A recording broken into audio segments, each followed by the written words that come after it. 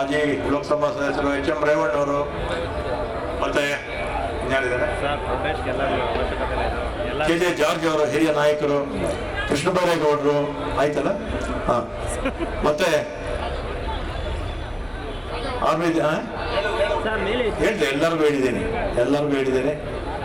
ಮತ್ತೆ ಇನ್ನು ಸನ್ನದಿಯವರ ಹೆಸರು ಹೇಳಿದೆ. ಎಲ್ಲರಿಗೂ ಸ್ವಾಗತವನ್ನ ಬಯಸಿ, ಹೊಸದಾಗಿ ಈ ಉಪಾಧ್ಯಕ್ಷರು ಮತ್ತೆ ಪ್ರಧಾನ ಕಾರ್ಯದರ್ಶಿಗಳಾಗಿ ನೇಮಕ ಆಗಿರ್ತಕ್ಕಂಥ ತಮಗೂ ಕೂಡ ಅಭಿನಂದನೆಗಳನ್ನ ಸಲ್ಲಿಸಿ, ಅದೇ ರೀತಿ ಪಕ್ಷದ ಎಲ್ಲ ಘಟಕಗಳ ಅಧ್ಯಕ್ಷರುಗಳು ಬಂದಿದ್ದೀರಾ.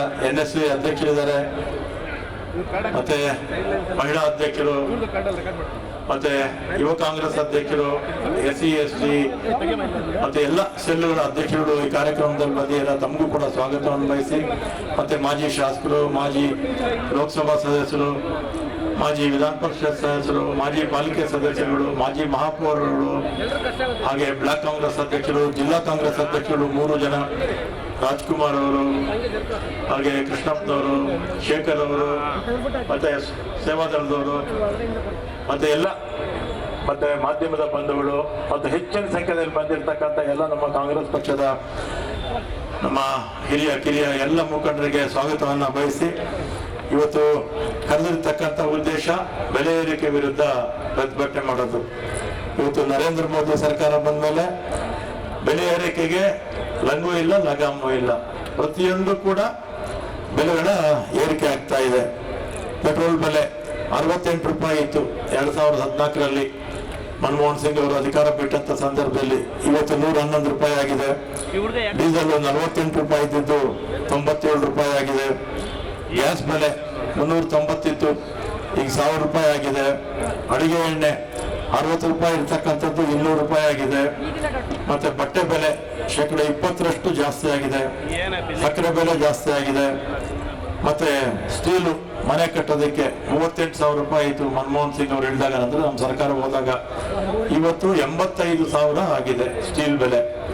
ಮತ್ತೆ ಅದೇ ಟಾಟಾ ಸ್ಟೀಲು, ಜಿಂದಾಲ್ ಸ್ಟೀಲ್ ಆದ್ರೆ 97,000 ರೂಪಾಯಿ ಆಗುತ್ತೆ 1 ಟನ್ಗೆ. ಅಂದ್ರೆ 50,000ಕ್ಕಿಂತಲೂ ಹೆಚ್ಚು 1 ಟನ್ ಮೇಲೆ ಸ್ಟೀಲ್ ಜಾಸ್ತಿ ಆಗಿದೆ. ಸಿಮೆಂಟ್ ಬೆಲೆ 180 ರೂಪಾಯಿ ಇತ್ತು, ಇವತ್ತು 400 ರೂಪಾಯಿ ಆಗಿದೆ. ಅದೇ ರೀತಿ ಎಲೆಕ್ಟ್ರಿಕಲ್ಲು, ಪ್ಲಂಬಿಂಗ್ದು 30% ಜಾಸ್ತಿ ಆಗಿದೆ. ಪ್ರತಿಯೊಂದು ಕೂಡ ಜಾಸ್ತಿ ಆಗ್ತಾ ಇದೆ. ಇದ್ರ ಜೊತೆಗೆ ನಮ್ಮ ದೇಶದ ಸಾಲ ಕೂಡ ಜಾಸ್ತಿ ಆಗ್ತಾ ಇದೆ. 70 ವರ್ಷದ ಇತಿಹಾಸದಲ್ಲಿ ಎಲ್ಲ ಪ್ರಧಾನಮಂತ್ರಿಗಳು ಸೇರಿ ಸಾಲ ಮಾಡಿದ್ದೆಷ್ಟು ಅಂದರೆ 52 ಲಕ್ಷ ಕೋಟಿ. ಆ ದೇಶದಲ್ಲಿ ನಮ್ಮ ಬ್ರಿಟಿಷ್ ಅವ್ರು ಬಿಟ್ಟೋದಂಥ ಸಂದರ್ಭದಲ್ಲಿ ಏನೂ ಇರಲಿಲ್ಲ. ಅಂಥ ಸಂದರ್ಭದಲ್ಲಿ 70 ವರ್ಷಗಳ ಕಾಲ ಎಲ್ಲ ಪ್ರಧಾನಮಂತ್ರಿಗಳು ಸೇರಿ ಮಾಡಿದಂಥ ಸಾಲ ಕೇವಲ 52 ಲಕ್ಷ ಕೋಟಿ. ಆದರೆ ನರೇಂದ್ರ ಮೋದಿ ಅವರು ಒಂದು 7.5 ವರ್ಷದಲ್ಲಿ 100 ಲಕ್ಷ ಕೋಟಿ ಸಾಲ ಮಾಡಿದ್ದಾರೆ. 100 ಲಕ್ಷ ಕೋಟಿ ಅಂದರೆ ನಮ್ಮ ಸಾಲ ಇವತ್ತು 152 ಲಕ್ಷ ಕೋಟಿಗೆ ಅಧಿಕ ಆಯಿತು. ಅಂದರೆ ಎಲ್ಲದರಲ್ಲೂ ನರೇಂದ್ರ ಮೋದಿ ಅವರು ಮೊದಲನೇ ಸ್ಥಾನದಲ್ಲೇ ಇದ್ದಾರೆ. ಮತ್ತೆ ಅದಾನಿ ಅಂಬಾನಿ ಮತ್ತು ಕೂಡ ಜಾಸ್ತಿ ಆಗ್ತಾ ಇದೆ. ಆಸ್ತಿ 4 ಪಟ್ಟು ಜಾಸ್ತಿ ಆಗಿದೆ ಅದಾನಿದು, ಅಂಬಾನಿದು 3 ಪಟ್ಟು ಜಾಸ್ತಿ ಆಗಿದೆ. ಅಂದರೆ ನರೇಂದ್ರ ಮೋದಿ ಸರ್ಕಾರದಲ್ಲಿ ಜನಕ್ಕೆ ಯಾವ ಅನುಕೂಲಗಳು ಆಗ್ತಿಲ್ಲ. ಆದರೆ ಅವ್ರು ಬೇಕಾಗಿರ್ತಕ್ಕಂಥ ಅದಾನಿ ಅಂಬಾನಿ ದೊಡ್ಡ ದೊಡ್ಡ ಉದ್ಯಮದಾರರ 10 ಲಕ್ಷ ಕೋಟಿ ಸಾಲವನ್ನು ಮನ್ನಾ ಮಾಡ್ತಾರೆ. 10 ಲಕ್ಷಕ್ಕಿಂತಲೂ ಹೆಚ್ಚು ಕೋಟಿ ಸಾಲವನ್ನು ನರೇಂದ್ರ ಮೋದಿ ಅವರು ಮನ್ನಾ ಮಾಡ್ತಾರೆ. ರೈತರು ಸಾಲ ಮನ್ನಾ ಮಾಡಿ ಅಂದರೆ ಮಾಡಲ್ಲ, ರೈತರ ವಿರುದ್ಧ ಕಾನೂನು ಹೇಳ್ತಾ ಇರ್ತಾರೆ.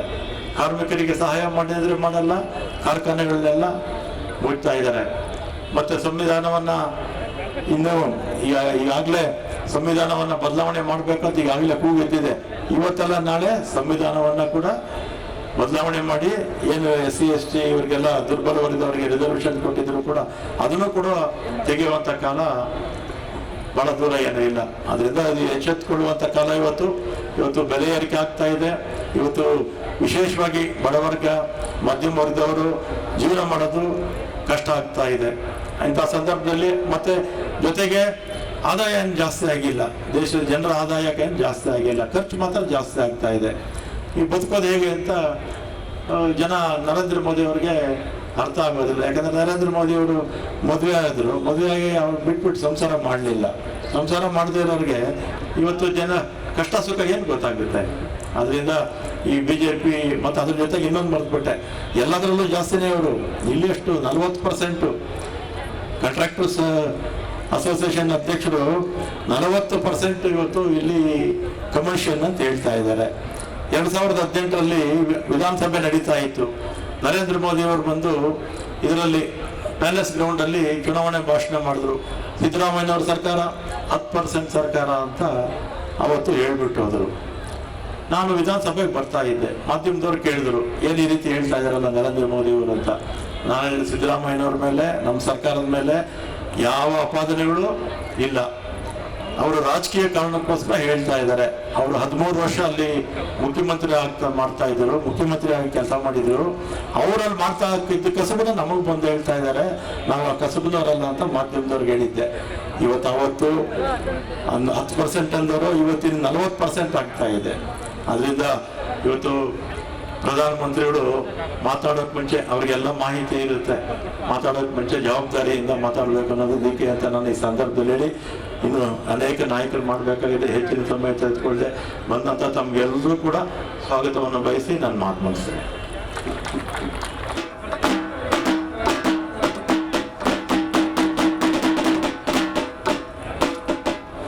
ಎಲ್ಲ ನಾಯಕರ ಕೈಗೆ ಪ್ಲೇ ಕಾರ್ಡ್ ಅನ್ನು ಕೊಡಿ, ಆ ಫೋಟೋವನ್ನು ತೆಗೆದುಕೊಳ್ತಾರೆ.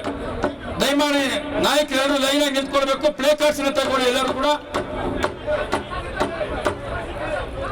ಸ್ವಲ್ಪ ಎಲ್ಲ ಅಗಲವಾಗಿ ನಿಂತ್ಕೊಳ್ಳಿ. ಎಲ್ಲರ ಕೈಗೂ ಪ್ಲೇ ಕಾರ್ಡ್ಸ್ ಅನ್ನು ಕೊಡಿ.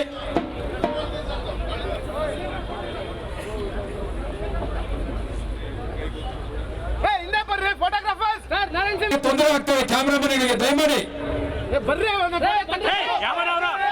ಸ್ಟಿಲ್ ಫೋಟೋಗ್ರಾಫರ್ಸ್ ಆದ್ಮೇಲೆ ತಗೊಳ್ಳಿ ಅಂತಾರೆ ಸರ್. ನಾಯಕರು ಹಾಗೆ ನಿಂತ್ಕೊಳ್ಳಿ ಸರ್, ಒಂದು ನಿಮಿಷ. ದಯಮಾಡಿ ಸ್ಟಿಲ್ ಫೋಟೋಗ್ರಾಫರ್ ಬಂದ್ರೆ ಬೇಕಾರೆ ಯಾವನ ಒಂದ್ಸರಿ ಹೇಳಿದ್ರೆ ಅರ್ಥ ಆಗಲ್ಲ.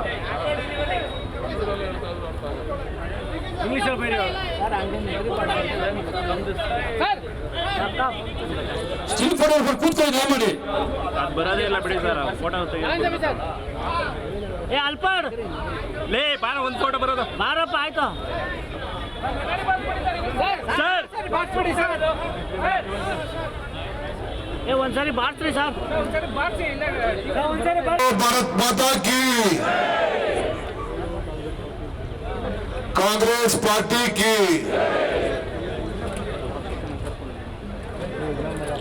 सोनिया गांधी की, राहुल गांधी की,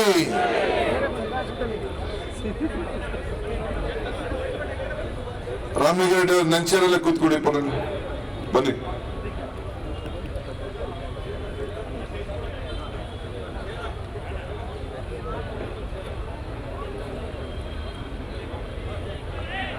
ಬಂದವಳೆ ಕೇಂದ್ರ ಸರ್ಕಾರ ಹಾಗೂ ರಾಜ್ಯ ಸರ್ಕಾರಕ್ಕೆ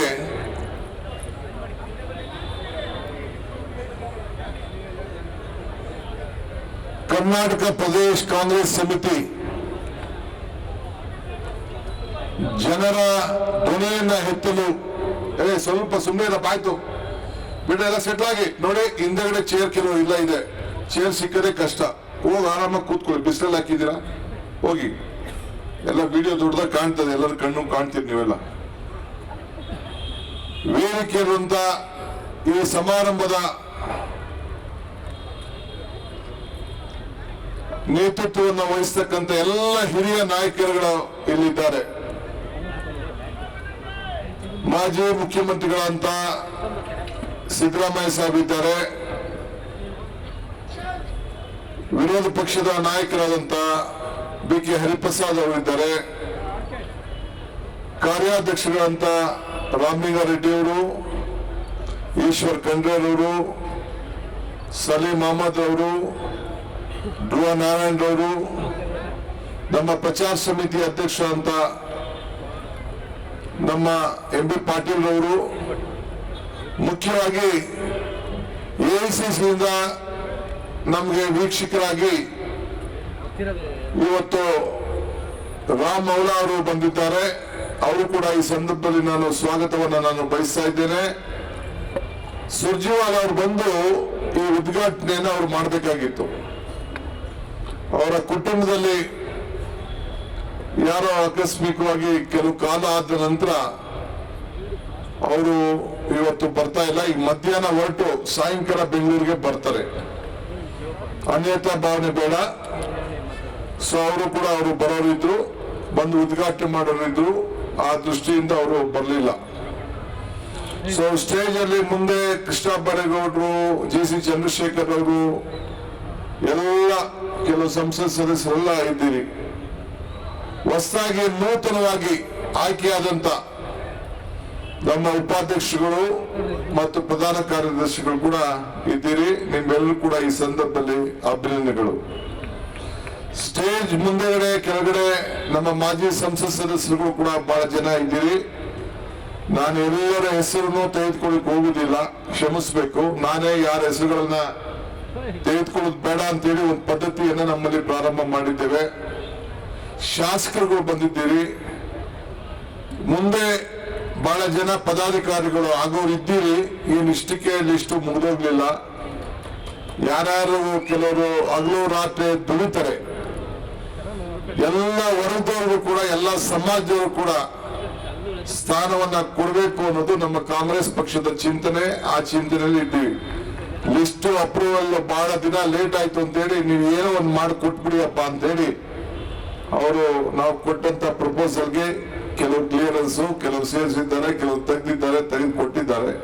ಅದಕ್ಕೇನು ತಲೆ ಕೆಡಿಸ್ಕೊಳ್ಳೋದು ಬೇಡ.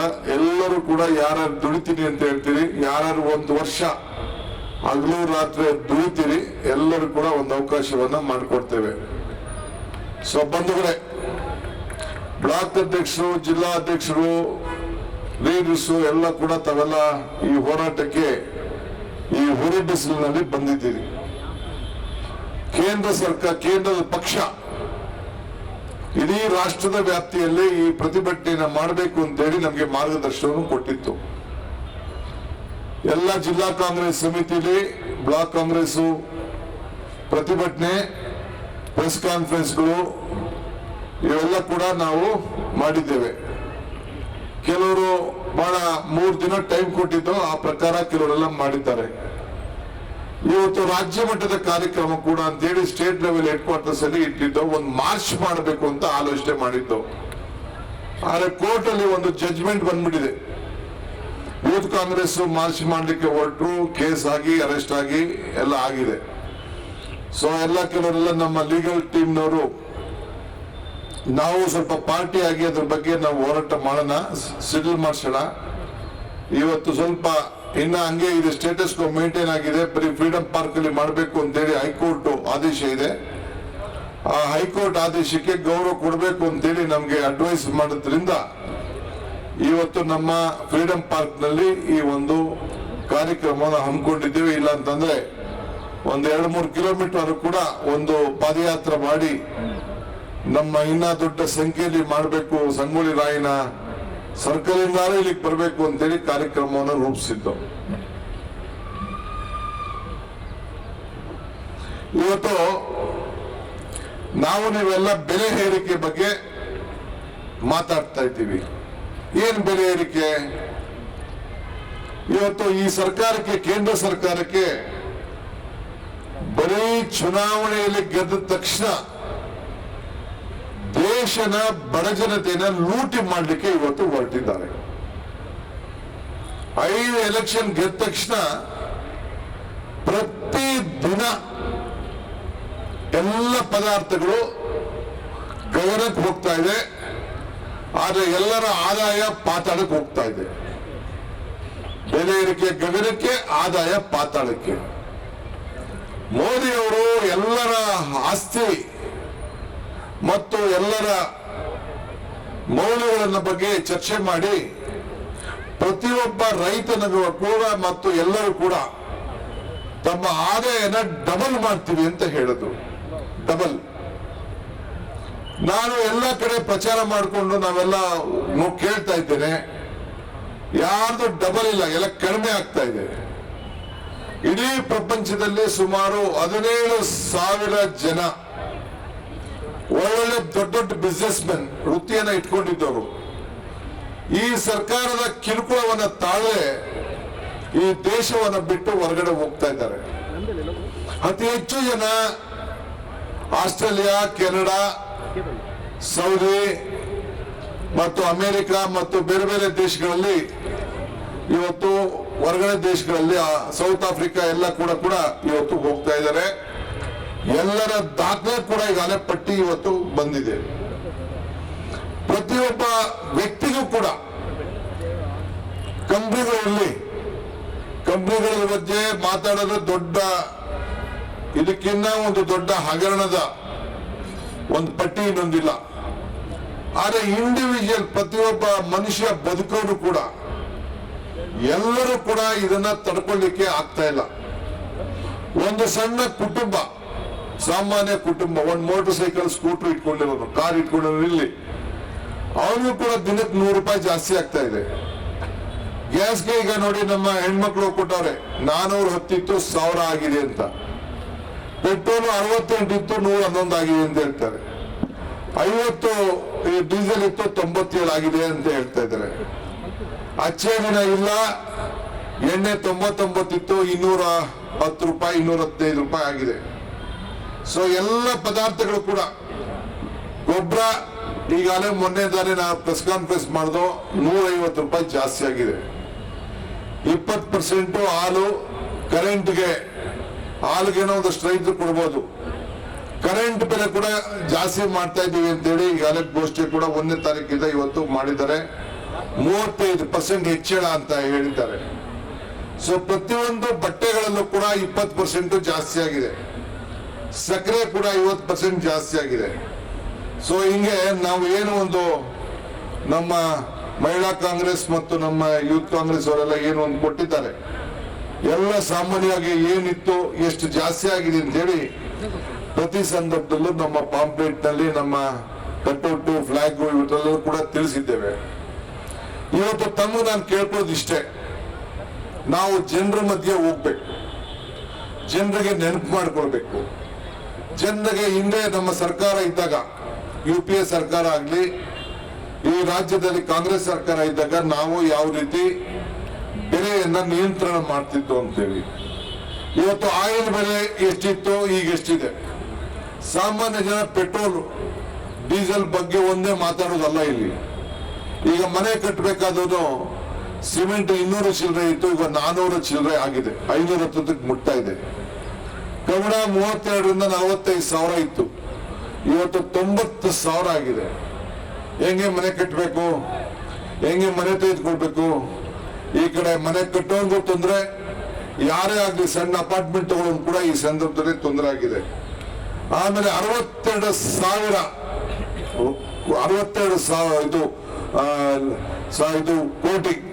ಲಕ್ಷ ಕೋಟಿ ರೈತರ ಮೇಲೆ ಹಾಕಿದ್ದಾರೆ. ಅಂದ್ರೆ ಗೊಬ್ಬರದ ಮೇಲೆ, ಪೆಸ್ಟಿಸೈಡ್ಸ್ ಮೇಲೆ, ಮತ್ತೊಂದು ಮೇಲೆ ಕೂಡ ಈ ಸಂದರ್ಭದಲ್ಲಿ ಹಾಕಿ ಅವ್ರ ಮೇಲೆ ಒಂದು ದೊಡ್ಡ ಹಾಕಿದ್ದಾರೆ.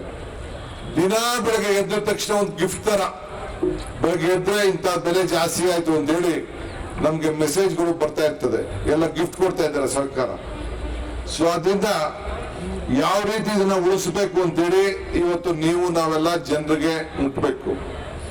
ಇವತ್ತು ಪದಾಧಿಕಾರಿಗಳೆಲ್ಲ ಇದ್ದೀರಿ, ಹೊಸದಾಗಿ ಆಗಿದ್ದೀರಿ, 150 ಜನ ಆಗಿದ್ದೀರಿ, ಇನ್ನೊಂದು 200 ಜನ ಬರ್ತಾರೆ. ನೀವೆಲ್ಲ ಪ್ರತಿಯೊಂದು ಕ್ಷೇತ್ರಕ್ಕೂ ಹೋಗಿ, ಪ್ರತಿಯೊಂದು ಮನೆಗೂ ನಮ್ಮ ಕಾರ್ಯಕರ್ತರು ಹೋಗಿ ನೀವು ಮಾತಾಡಿಸ್ಲಿಲ್ಲ ಅಂತಂದ್ರೆ ಅವ್ರಿಗೆ ಅದ್ರ ನೋವು ಗೊತ್ತಾಗುದಿಲ್ಲ. ನಾವು ನೆನಪು ಮಾಡಬೇಕು ಅವ್ರಿಗೆ, ನಮ್ಮ ಆಚಾರ ವಿಚಾರಗಳನ್ನ ಪ್ರಚಾರ ಮಾಡಬೇಕು. ಈ ಸರ್ಕಾರ ನಿಮ್ಗೆ ಯಾವ ರೀತಿ ತೊಂದರೆ ಕೊಟ್ಟಿದೆ ಅಂತ ಹೇಳಬೇಕು. ಕೋವಿಡ್ ಸಂದರ್ಭದಲ್ಲಿ ಏನು ಅನ್ಯಾಯ ಆಯ್ತು ಅಂತ ಹೇಳಬೇಕು. ಕೋವಿಡ್ ಇಂದ ಯಾವ ರೀತಿ ಬೆಲೆಗಳಿಗೆ ತೊಂದರೆ ಆಯ್ತು, ಪಾಪ ಬಾಡಿಗೆ, ಈಗ ಎಲ್ಲ ಬಿಲ್ಡಿಂಗ್ ಓನರ್ಸ್ಗಳು ಇದ್ರು, ಬೇರೆ ಪಕ್ಕದ ರಾಜ್ಯದಲ್ಲೆಲ್ಲ ಟ್ಯಾಕ್ಸ್ಗಳೆಲ್ಲ ಕಡಿಮೆ ಮಾಡಿದ್ರು, 50% ಕಡಿಮೆ ಮಾಡಿದ್ರು, ಕೆಲವು ಟ್ಯಾಕ್ಸ್ಗೆಲ್ಲ ಮನ್ನಾ ಮಾಡಿದ್ರು. ಇಲ್ಲಿ ಯಾರಿಗೂ ಕೂಡ ಯಾವ ಟ್ಯಾಕ್ಸ್ ಮನ್ನಾ ಮಾಡಲಿಲ್ಲ, ಬಿಲ್ಡಿಂಗ್ ಟ್ಯಾಕ್ಸ್ ಮಾಡಲಿಲ್ಲ. ರಾಮಲಿಂಗ ನೇತೃತ್ವ, ರೆಡ್ಡಿ ಅವರ ನೇತೃತ್ವದಲ್ಲಿ 2-3 ಸಭೆಗಳು ಕೂಡ ಆಯ್ತು, ಪ್ರೊಟೆಸ್ಟ್ ಕೂಡ ಆಯ್ತು, ಯಾರು ಕೂಡ ಕಡಿಮೆ ಮಾಡಲಿಲ್ಲ. ಯಾವ ತರದ ಸಹಾಯಕ್ಕೂ ಕೂಡ ಸರ್ಕಾರ ಬರಲಿಲ್ಲ. ನಾವೇನು ಪ್ರತಿಭಟನೆ ಮಾಡ್ದೋ, ಏನು ಬಡವರಿಗೆ ಹಣ ಕೊಡ್ಬೇಕು ಅಂತ ಹೇಳ್ದೋ, ಡ್ರೈವರ್ ಕೊಡ್ಬೇಕು, ರೈತರು ಕೊಡ್ಬೇಕು, ವೃತ್ತಿಯನ್ನ ಒತ್ಕೊಂಡಂತ ಕಾರ್ಮಿಕರು ಕೊಡ್ಬೇಕು, ವೃತ್ತಿ ಯಾರು ಉಳಿಸ್ಕೊಂಡಿದ್ದಾರೆ ಸಮಾಜ ಅವ್ರಿಗೆಲ್ಲ ಪರಿಹಾರ ಕೊಡ್ಬೇಕು ಅಂತಂದು 1 ತಿಂಗಳು ಅವ್ರ ಕೈಲಿ ಕೊಡಕ್ಕಾಗ್ಲಿಲ್ಲ. ಕೋವಿಡ್ನಿಂದ ಸತ್ತಂತ 4.5 ಲಕ್ಷ ಜನ, 55,000 ಜನ ಲೆಕ್ಕ ಹೇಳ್ತಾ ಇದ್ದಾರೆ. 3,75,000 ಜನ ಲೆಕ್ಕ ಇಲ್ಲ. ಅವರು ಕೂಡ ಇವತ್ತವರು ಕೂಡ ಪರಿಹಾರ ಕೊಡ್ಲಿಲ್ಲ. ಇಡೀ ಭ್ರಷ್ಟಕ್ಕೆ ಒಂದು ದೊಡ್ಡ ಹೆಸರು. ಇಡೀ ದೇಶದಲ್ಲಿ 40% ಸರ್ಕಾರ ಯಾವುದು ಅಂತಂದ್ರೆ ಸರ್ಟಿಫಿಕೇಟ್ ನಾನಾಗ್ಲಿ ಸಿದ್ದರಾಮಯ್ಯನವರಾಗ್ಲಿ ಹರಿಪ್ರಸಾದ್ ಅವರು ಕೊಡ್ಲಿಲ್ಲ. ಈ ಸರ್ಟಿಫಿಕೇಟ್ ನ ಕೊಟ್ಟವರು ಕಾಂಟ್ರಾಕ್ಟರ್ ಅಸೋಸಿಯೇಷನ್ ಪ್ರೆಸಿಡೆಂಟ್, ಯಾರು registered contractor association president prime ಮಿನಿಸ್ಟರ್ಗೆ ಅವರು ಪತ್ರ ಬರೆದಿದ್ದಾರೆ. ಈ ಸರ್ಕಾರದವರು ಏನು ಪ್ರೈಮ್ ಮಿನಿಸ್ಟರ್ ಅದ್ರ ಬಗ್ಗೆ ಏನು ಆಕ್ಷನ್ ಮಾಡಲಿಲ್ಲ. ನಮ್ಮನ್ನೆಲ್ಲ ನೋಟಿಸ್ ಕೊಟ್ಬಿಟ್ಟವ್ರೆ. ಇವತ್ತು ಖರ್ಗೆ ಸಾಹೇಬರು ಮೊನ್ನೆ ಆಸ್ಕರ್ ಸತ್ ಮೇಲೆ ಅವರು ಜವಾಹರ್ಲಾಲ್ ನೆಹರು ಟ್ರಸ್ಟ್ಗೆ ಡೈರೆಕ್ಟರ್ ಆಗವ್ರೆ, ಟ್ರಸ್ಟಿಂಗ್ ಮಾಡ್ಕೊಂಡವ್ರೆ ಕಾಂಗ್ರೆಸ್ ಪಕ್ಷದ ಪರವಾಗಿ. ಇದಕ್ಕೆ ನ್ಯಾಷನಲ್ ಹೆರಾಲ್ಡ್ ಪೇಪರ್ಗೆ ಇವತ್ತು ಅವ್ರಿಗೆ ಇಡಿ ನೋಟಿಸ್ ಕೊಟ್ಬಿಟ್ಟವ್ರೆ. ಪಾಪ ಅವ್ರು ನೋಡಿ ಪೇಪರ್ ನಡೆಸ್ತಾ ಇರೋದು ಇಡಿ ನೋಟಿಸ್. ಹಂಗೆ ಇವ್ರ ಕೈಲಿ ಅಧಿಕಾರ ಇರೋದು ಏನಪ್ಪಾ ಅಂದ್ರೆ ನಮ್ಗೆ ತೊಂದರೆ ಕೊಡುವಂಥದ್ದು. ಏನು ಈ ತೊಂದರೆ, ಈ ಇಡಿ, ಜೈಲು, CBI ಇವೆಲ್ಲ ನಮ್ಗೆ ಅನುಭವಿಸಿ ಅದರಲ್ಲೇ ನಾವು ಮುಳುಗ್ಬಿಟ್ಟಿದೀವಿ. ಬೆಳಗ್ಗೆ ನೋಟಿಸ್ ಕೊಡು ಇವೆಲ್ಲ ಇದೆ. ಈ ಅಧಿಕಾರನ ಎಲ್ಲ ಇಡೀ ದೇಶದಲ್ಲೂ ಕೂಡ ಈ ಅಧಿಕಾರನ ಇವ್ರು ನಮ್ ಬಳಸ್ಕೊಂಡು ನಮ್ಮನ್ನ ನಿಯಂತ್ರಣ ಮಾಡ್ಲಿಕ್ಕೆ ಪ್ರಯತ್ನ ಮಾಡ್ತಾ ಇದ್ದಾರೆ. ಅವ್ರಿಗೆ ಖುಷಿ ಬಂದ್ರೆ ಏನ್ ಬೇಕಾದ್ರೂ ಮಾಡ್ಕೊಳ್ಳಿ. ನ್ಯಾಯ, ನೀತಿ, ಸತ್ಯ, ಧರ್ಮದಿಂದ ನಾವು ನಡೀತಾ ಇದ್ದೀವಿ, ಹೋರಾಟ ಮಾಡ್ತಾ ಇದ್ದೀವಿ. ನಮ್ಮ ಹೋರಾಟ ಯಾವ ಕಾರಣಕ್ಕೂ ನಿಲ್ಲುವುದಿಲ್ಲ ಅನ್ನೋ ಮಾತನ್ನ ಈ ಸಂದರ್ಭದಲ್ಲಿ ಹೇಳಲಿಕ್ಕೆ ನಾನು ಬಯಸ್ತಾ ಇದ್ದೇನೆ. ಬಂಧುಗಳೇ, ಇವತ್ತು ಪ್ರತಿಯೊಂದು ಬೆಲೆ ಇವತ್ತು ನಾವು ಕಡಿಮೆ ಮಾಡಿಸ್ಬೇಕಾದ್ದು ನಮ್ಮೆಲ್ಲರ ಕರ್ತವ್ಯ. ಪ್ರತಿಯೊಂದು ಬೆಲೆ ಸಾಮಾನ್ಯ ಜನರ ಬದುಕಿನಲ್ಲಿ ಕಾಂಗ್ರೆಸ್ ಪಕ್ಷ ಯಾವಾಗಲೂ ಕೂಡ ಅಧಿಕಾರಕ್ಕೆ ಬಂದಾಗ ಎಲ್ಲ ವರ್ಗದ ಜನರ ಬಗ್ಗೆ ಚಿಂತನೆ ಮಾಡ್ತಾ ಇದ್ದೇವೆ. ನಾನು ಆಗಾಗ ಹೇಳ್ತಾ ಇರ್ತೀನಿ, ಕಾಂಗ್ರೆಸ್ ಶಕ್ತಿ, ದೇಶದ ಶಕ್ತಿ, ಕಾಂಗ್ರೆಸ್ ಇತಿಹಾಸ, ಈ ದೇಶದ ಇತಿಹಾಸ. ಕಾಂಗ್ರೆಸ್ ಅಧಿಕಾರಕ್ಕೆ ಬಂದ್ರೆ ಎಲ್ಲ ವರ್ಗದ ಜನರ ಬಗ್ಗೆ ಆಲೋಚನೆ ಮಾಡಿ ಕಾರ್ಯಕ್ರಮಗಳನ್ನು ತರ್ತೇವೆ ಅಂತೇಳಿ. ಹಂಗೆ ಇವತ್ತು ನಾವು ಚುನಾವಣೆಯ ಪ್ರಣಾಳಿಕೆ 6 ತಿಂಗಳ ಮುಂಚಿತವಾಗಿ ಸಿದ್ಧತೆ ಮಾಡ್ತೀವಿ. ಎಲ್ಲ ವರ್ಗದ ಬಗ್ಗೆ ನಾವು ಆಲೋಚನೆ ಮಾಡ್ತೀವಿ. ಯುವಕರ ಬಗ್ಗೆ, ಹೆಣ್ಮಕ್ಳ ಬಗ್ಗೆ, ನಿರುದ್ಯೋಗದ ಬಗ್ಗೆ ಮತ್ತು ಸಾಮಾನ್ಯ ಜನರ ಬದುಕಿನ ಬಗ್ಗೆ, ಎಲ್ಲ ಉದ್ಯೋಗ ಕೊಡೋನು, ಉದ್ಯೋಗ ಮಾಡೋನು, ಅವ್ರಿಗೂ ಕೂಡ ನಾವು ಆಲೋಚನೆ ಮಾಡಿ ರೈತನು ಕೂಡ ಯಾವ ರೀತಿ ಬದುಕಿಸ್ಬೇಕು, ಕಾರ್ಮಿಕರು ಕೂಡ ಯಾವ ರೀತಿ ಬದುಕಿಸ್ಬೇಕು ಅಂತೇಳಿ ಇವತ್ತು ಕಾರ್ಯಕ್ರಮಗಳನ್ನು ರೂಪಿಸ್ತೇವೆ. ಹಿಂದೆ ಸಿದ್ದರಾಮಯ್ಯನವ್ರ ಸರ್ಕಾರ ಅಧಿಕಾರಕ್ಕೆ ಬರುವಾಗ 177 ಮಾತುಗಳನ್ನು ಕೊಟ್ಟಿದ್ದು ಮ್ಯಾನಿಫೆಸ್ಟೋಲಿ. 165 ಏನು ನುಡಿದಿದ್ದೇವೆ, ಏನ್ ಮಾತು ಕೊಟ್ಟಿದ್ದೋ ಆ ಮಾತನ್ನ ಉಳಿಸಿದ್ದೇವೆ. ಹಂಗೆ ಇವತ್ತು ನಮ್ಮ ಸರ್ಕಾರ ಮಾತಿಗೆ ನಾವು ಬದ್ಧರಾಗಿದ್ದೇವೆ. ಸೊ ಇವತ್ತು ಬಿಜೆಪಿ ಸರ್ಕಾರ ಏನ್ ಮಾತು ಕೊಟ್ಟಿದ್ರು ಅವ್ರದೇ ಮ್ಯಾನಿಫೆಸ್ಟೋ ತೆಗೆದು ನೋಡ್ಲಿ, ಅವ್ರ ಮಾತನ್ನ ಅವ್ರ ಕೈಲಿ ಉಳಿಸ್ಕೊಳಕ್ ಆಗ್ಲಿಲ್ಲ. ಯಾವ ವರ್ಗಕ್ಕೂ ಕೂಡ ಸಮಾನತೆ ಕೊಡಕ್ ಆಗ್ಲಿಲ್ಲ. ಈಗ ತಾನೇ ನಾನೊಂದು ಮಠಕ್ಕೆ ಹೋಗಿ ಬಂದೆ. ಮಠದ ಮುರುಘಾನಂದ ಶ್ರೀಗಳು ಅವ್ರದ್ದು ಸಮಾನತೆ ದಿನ ಅಂತ ಹೇಳಿ ಇವತ್ತು ಅವ್ರದ್ದು ಆಚರಣೆ ಆಯ್ತು. ನಾನ್ ತಾನೇ ಹೋಗಿ ಬಂದೆ. ನಾನು ಸುಮಾರು ಒಂದು 35-40 ಜನ ಶ್ರೀಗಳು, 50 ಜನ ಶ್ರೀಗಳು ಇದ್ರು. ಅವನ್ನ ಕುಂಡಿಸ್ಕೊಂಡು ಒಂದು ಮಾತು ಹೇಳ್ಬಿಟ್ಟು ಬಂದೆ ನಾನು. ಸಮಾನತೆ ದಿನ ಅಂತೇಳಿ ಮುರುಘಾನಂದ ಶ್ರೀಗಳು ಎಲ್ಲ ಧರ್ಮದವ್ರಿಗೂ ಕೂಡ ಪೀಠ ರಚನೆ ಮಾಡಿ ಸಹಾಯ ಮಾಡಿ ಪಾಪ ಒಳ್ಳೆ ಕೆಲಸ ಅವ್ರು ಮಾಡಿದ್ದಾರೆ. ಅವ್ರು ನಾನು ಹೇಳಿದೆ, ನೀವು ಸಮಾನತೆ ಬಗ್ಗೆ ಮಾತಾಡ್ತಾ ಇದ್ದೀವಿ, ಬಹಳ ಸಂತೋಷ. ಅದಕ್ಕೆ ನಾನು ಕೂಡ ಒಬ್ಬ ಪಕ್ಷದ ಅಧ್ಯಕ್ಷನಾಗಿ ನಿಮ್ಗೆ ಬೆಂಬಲವಾಗಿ ನಿಂತ್ಕೊಳ್ಬೇಕು ಅಂತೇಳಿ ಇಲ್ಲಿ ಬಂದಿದ್ದೇನೆ. ಒಂದು ಮಹಾಭಾರತದಲ್ಲಿ ಒಂದು ಸನ್ನಿವೇಶ ತಾವೆಲ್ಲ ಗಮನದಲ್ಲಿ ಇಟ್ಕೊಳ್ಳಿ. ಮಹಾಭಾರತದಲ್ಲಿ ದ್ರೌಪದಿ ವಸ್ತ್ರಾಭರಣ ಆಯ್ತು. ದ್ರೌಪದಿ ವಸ್ತ್ರಾಭರಣ ಆದಾಗ ಗಂಗಾಪುತ್ರ ಭೀಷ್ಮ, ದ್ರೋಣಾಚಾರ್ಯರು, ಕೃಪಾಚಾರ್ಯರು ಕೈ ಕೊಟ್ಕೊಂಡು ಕೂತಿದ್ರು. ಹಂಗೆ ಈ ದೇಶದಲ್ಲಿ ಅಶಾಂತಿ ಆದಾಗ, ಅನ್ಯಾಯ ಆದಾಗ ಕೈ ಕಟ್ಕೊಂಡು ನೀವೆಲ್ಲ ಗುರು ಹಿರಿಯರು ಕೂತ್ಕೊಳ್ಬಾರ್ದು. ಇವತ್ತು ದೇಶದಲ್ಲಿ ಎಲ್ಲ ಧರ್ಮದವ್ರಿಗೆ ಅನ್ಯಾಯ ಆಗ್ತಾ ಇದೆ. ಇವತ್ತು ತಮ್ಮ ನೋವನ್ನ, ತಮ್ಮ ಧ್ವನಿಯನ್ನ ಮಠಾಧೀಶರು ಎತ್ತಬೇಕು. ಸಮಾನತೆ ಅಂತ ಹೇಳ್ತಾ ಇದ್ದೀರಿ, ಈ ಸಮಾನತೆಗೆ ಹೊಸದಂತ ಮಠ ಇದು. ನೀವು ಇದನ್ನ ಬಾಯನ್ನ ತೆಗಿಬೇಕು, ಧ್ವನಿಯನ್ನ ಎತ್ತಬೇಕು. ಇವತ್ತು ಎಲ್ಲ ವರ್ಗದ ಜನರಿಗೆ, ಅಲ್ಪಸಂಖ್ಯಾತರಿಗೆ ಇವತ್ತು ನೋವಾಗ್ತಾ ಇದೆ. ಅವ್ರ ಹೊಟ್ಟೆಪಾಡಕ್ಕೆ ನೋವಾಗ್ತಾ ಇದೆ, ಅವರ ಧ್ವನಿಗೆ ನೋವಾಗ್ತಾ ಇದೆ. ಇವತ್ತು ಹೆಜ್ಜೆಯನ್ನ ಇಡಬೇಕು, ಧ್ವನಿ ಎತ್ತಬೇಕು ಅಂತ ಹೇಳಿ ಈಗ ತಾನೇ ಭಾಷಣ ಮಾಡಿ ಈ ವೇದಿಕೆಯಲ್ಲಿ ಬಂದಿದ್ದೇನೆ. ಸುಮ್ಮನೆ ಕೂತ್ಕೊಳ್ಳೋದಲ್ಲ. ಇವತ್ತು ನಾವು ಧರ್ಮದ ಹೆಸರಿನಲ್ಲಿ ಎಲ್ಲ ಧರ್ಮವನ್ನ ರಕ್ಷಣೆ ಮಾಡಬೇಕು. ನಾನು ಹಿಂದೆ ಹೇಳಿದ್ದೇನೆ, ಧರ್ಮ ಯಾವುದಾದರೂ ತತ್ವ ಒಂದೇ, ನಾಮ ನೂರಾದರೂ ದೈವ ಒಂದೇ, ಪೂಜೆ ಯಾವುದಾದರೂ ಭಕ್ತಿ ಒಂದೇ, ಕರ್ಮ ಹಲವಾದರೂ ನಿಷ್ಠೆ ಒಂದೇ, ದೇವನೊಬ್ಬ ನಾಮ ಅಲ್ಲವೋ ಅಂತೇಳಿ ಅರ್ಜಿ ಹಾಕೊಳ್ಬೇಕಾದ್ರೆ ಯಾರು ಯಾವ ಧರ್ಮದಲ್ಲಿ ಹುಟ್ಟಬೇಕು ಅಂತ ನಾವ್ ಯಾರು ಅರ್ಜಿ ಹಾಕೊಂಡು ಹುಟ್ಟಿಲ್ಲ. ಆದ್ರೆ ನಮ್ಮ ಭಾರತದಲ್ಲಿ ನಮ್ ಸಿಕ್ಕಿರೋದು ಒಂದು ಏನಪ್ಪಾ ಅಂತಂದ್ರೆ ಮಾನವ ಧರ್ಮ, ಹ್ಯುಮ್ಯಾನಿಟಿ ಎಲ್ಲರೂ ಕೂಡ ಒಟ್ಟಿಗೆ ತೆಗೆದುಕೊಂಡು ಹೋಗ್ಬೇಕು. ಈ ರಾಷ್ಟ್ರದ ಧ್ವಜ ಏನು ನಮ್ಮ ಕೈ ಮೇಲೆ ಆ ಕಾಂಗ್ರೆಸ್ ಪಕ್ಷ ಕೊಟ್ಟಿದೆ, ಎಲ್ಲ ಧರ್ಮಗಳ ಸಂಕೇತ ಇವತ್ತು ಈ ರಾಷ್ಟ್ರ ಧ್ವಜ, ಕಾಂಗ್ರೆಸ್ ಧ್ವಜ. ಅದನ್ನ ಯಾರು ಕೂಡ ಮರಲಿಕ್ಕೆ ಸಾಧ್ಯ ಇಲ್ಲ. ಈ ಸಂವಿಧಾನ ಉಳಿಸ್ಕೊಂಡು ಹೋಗ್ಬೇಕು, ಎಲ್ಲ ಜನರಿಗೆ ನ್ಯಾಯವನ್ನು ಒದಗಿಸ್ಕೊಳ್ಬೇಕು, ಎಲ್ಲ ಜನರಿಗೆ ರಕ್ಷಣೆಯನ್ನು ಕೊಡಬೇಕು. ಇದು ಕಾಂಗ್ರೆಸ್ ಪಕ್ಷದ ಬದ್ಧತೆ. ಈ ಬದ್ಧತೆಗೆ ನಾವು ನೀವೆಲ್ಲ ಸೇರಿ ಈ ಸರ್ಕಾರವನ್ನ ಜನರ ಕೈಯಲ್ಲಿ ಕಿತ್ತು ಹೋಗಿಸುತ್ತ ಕೆಲಸ ಮಾಡೋಣ.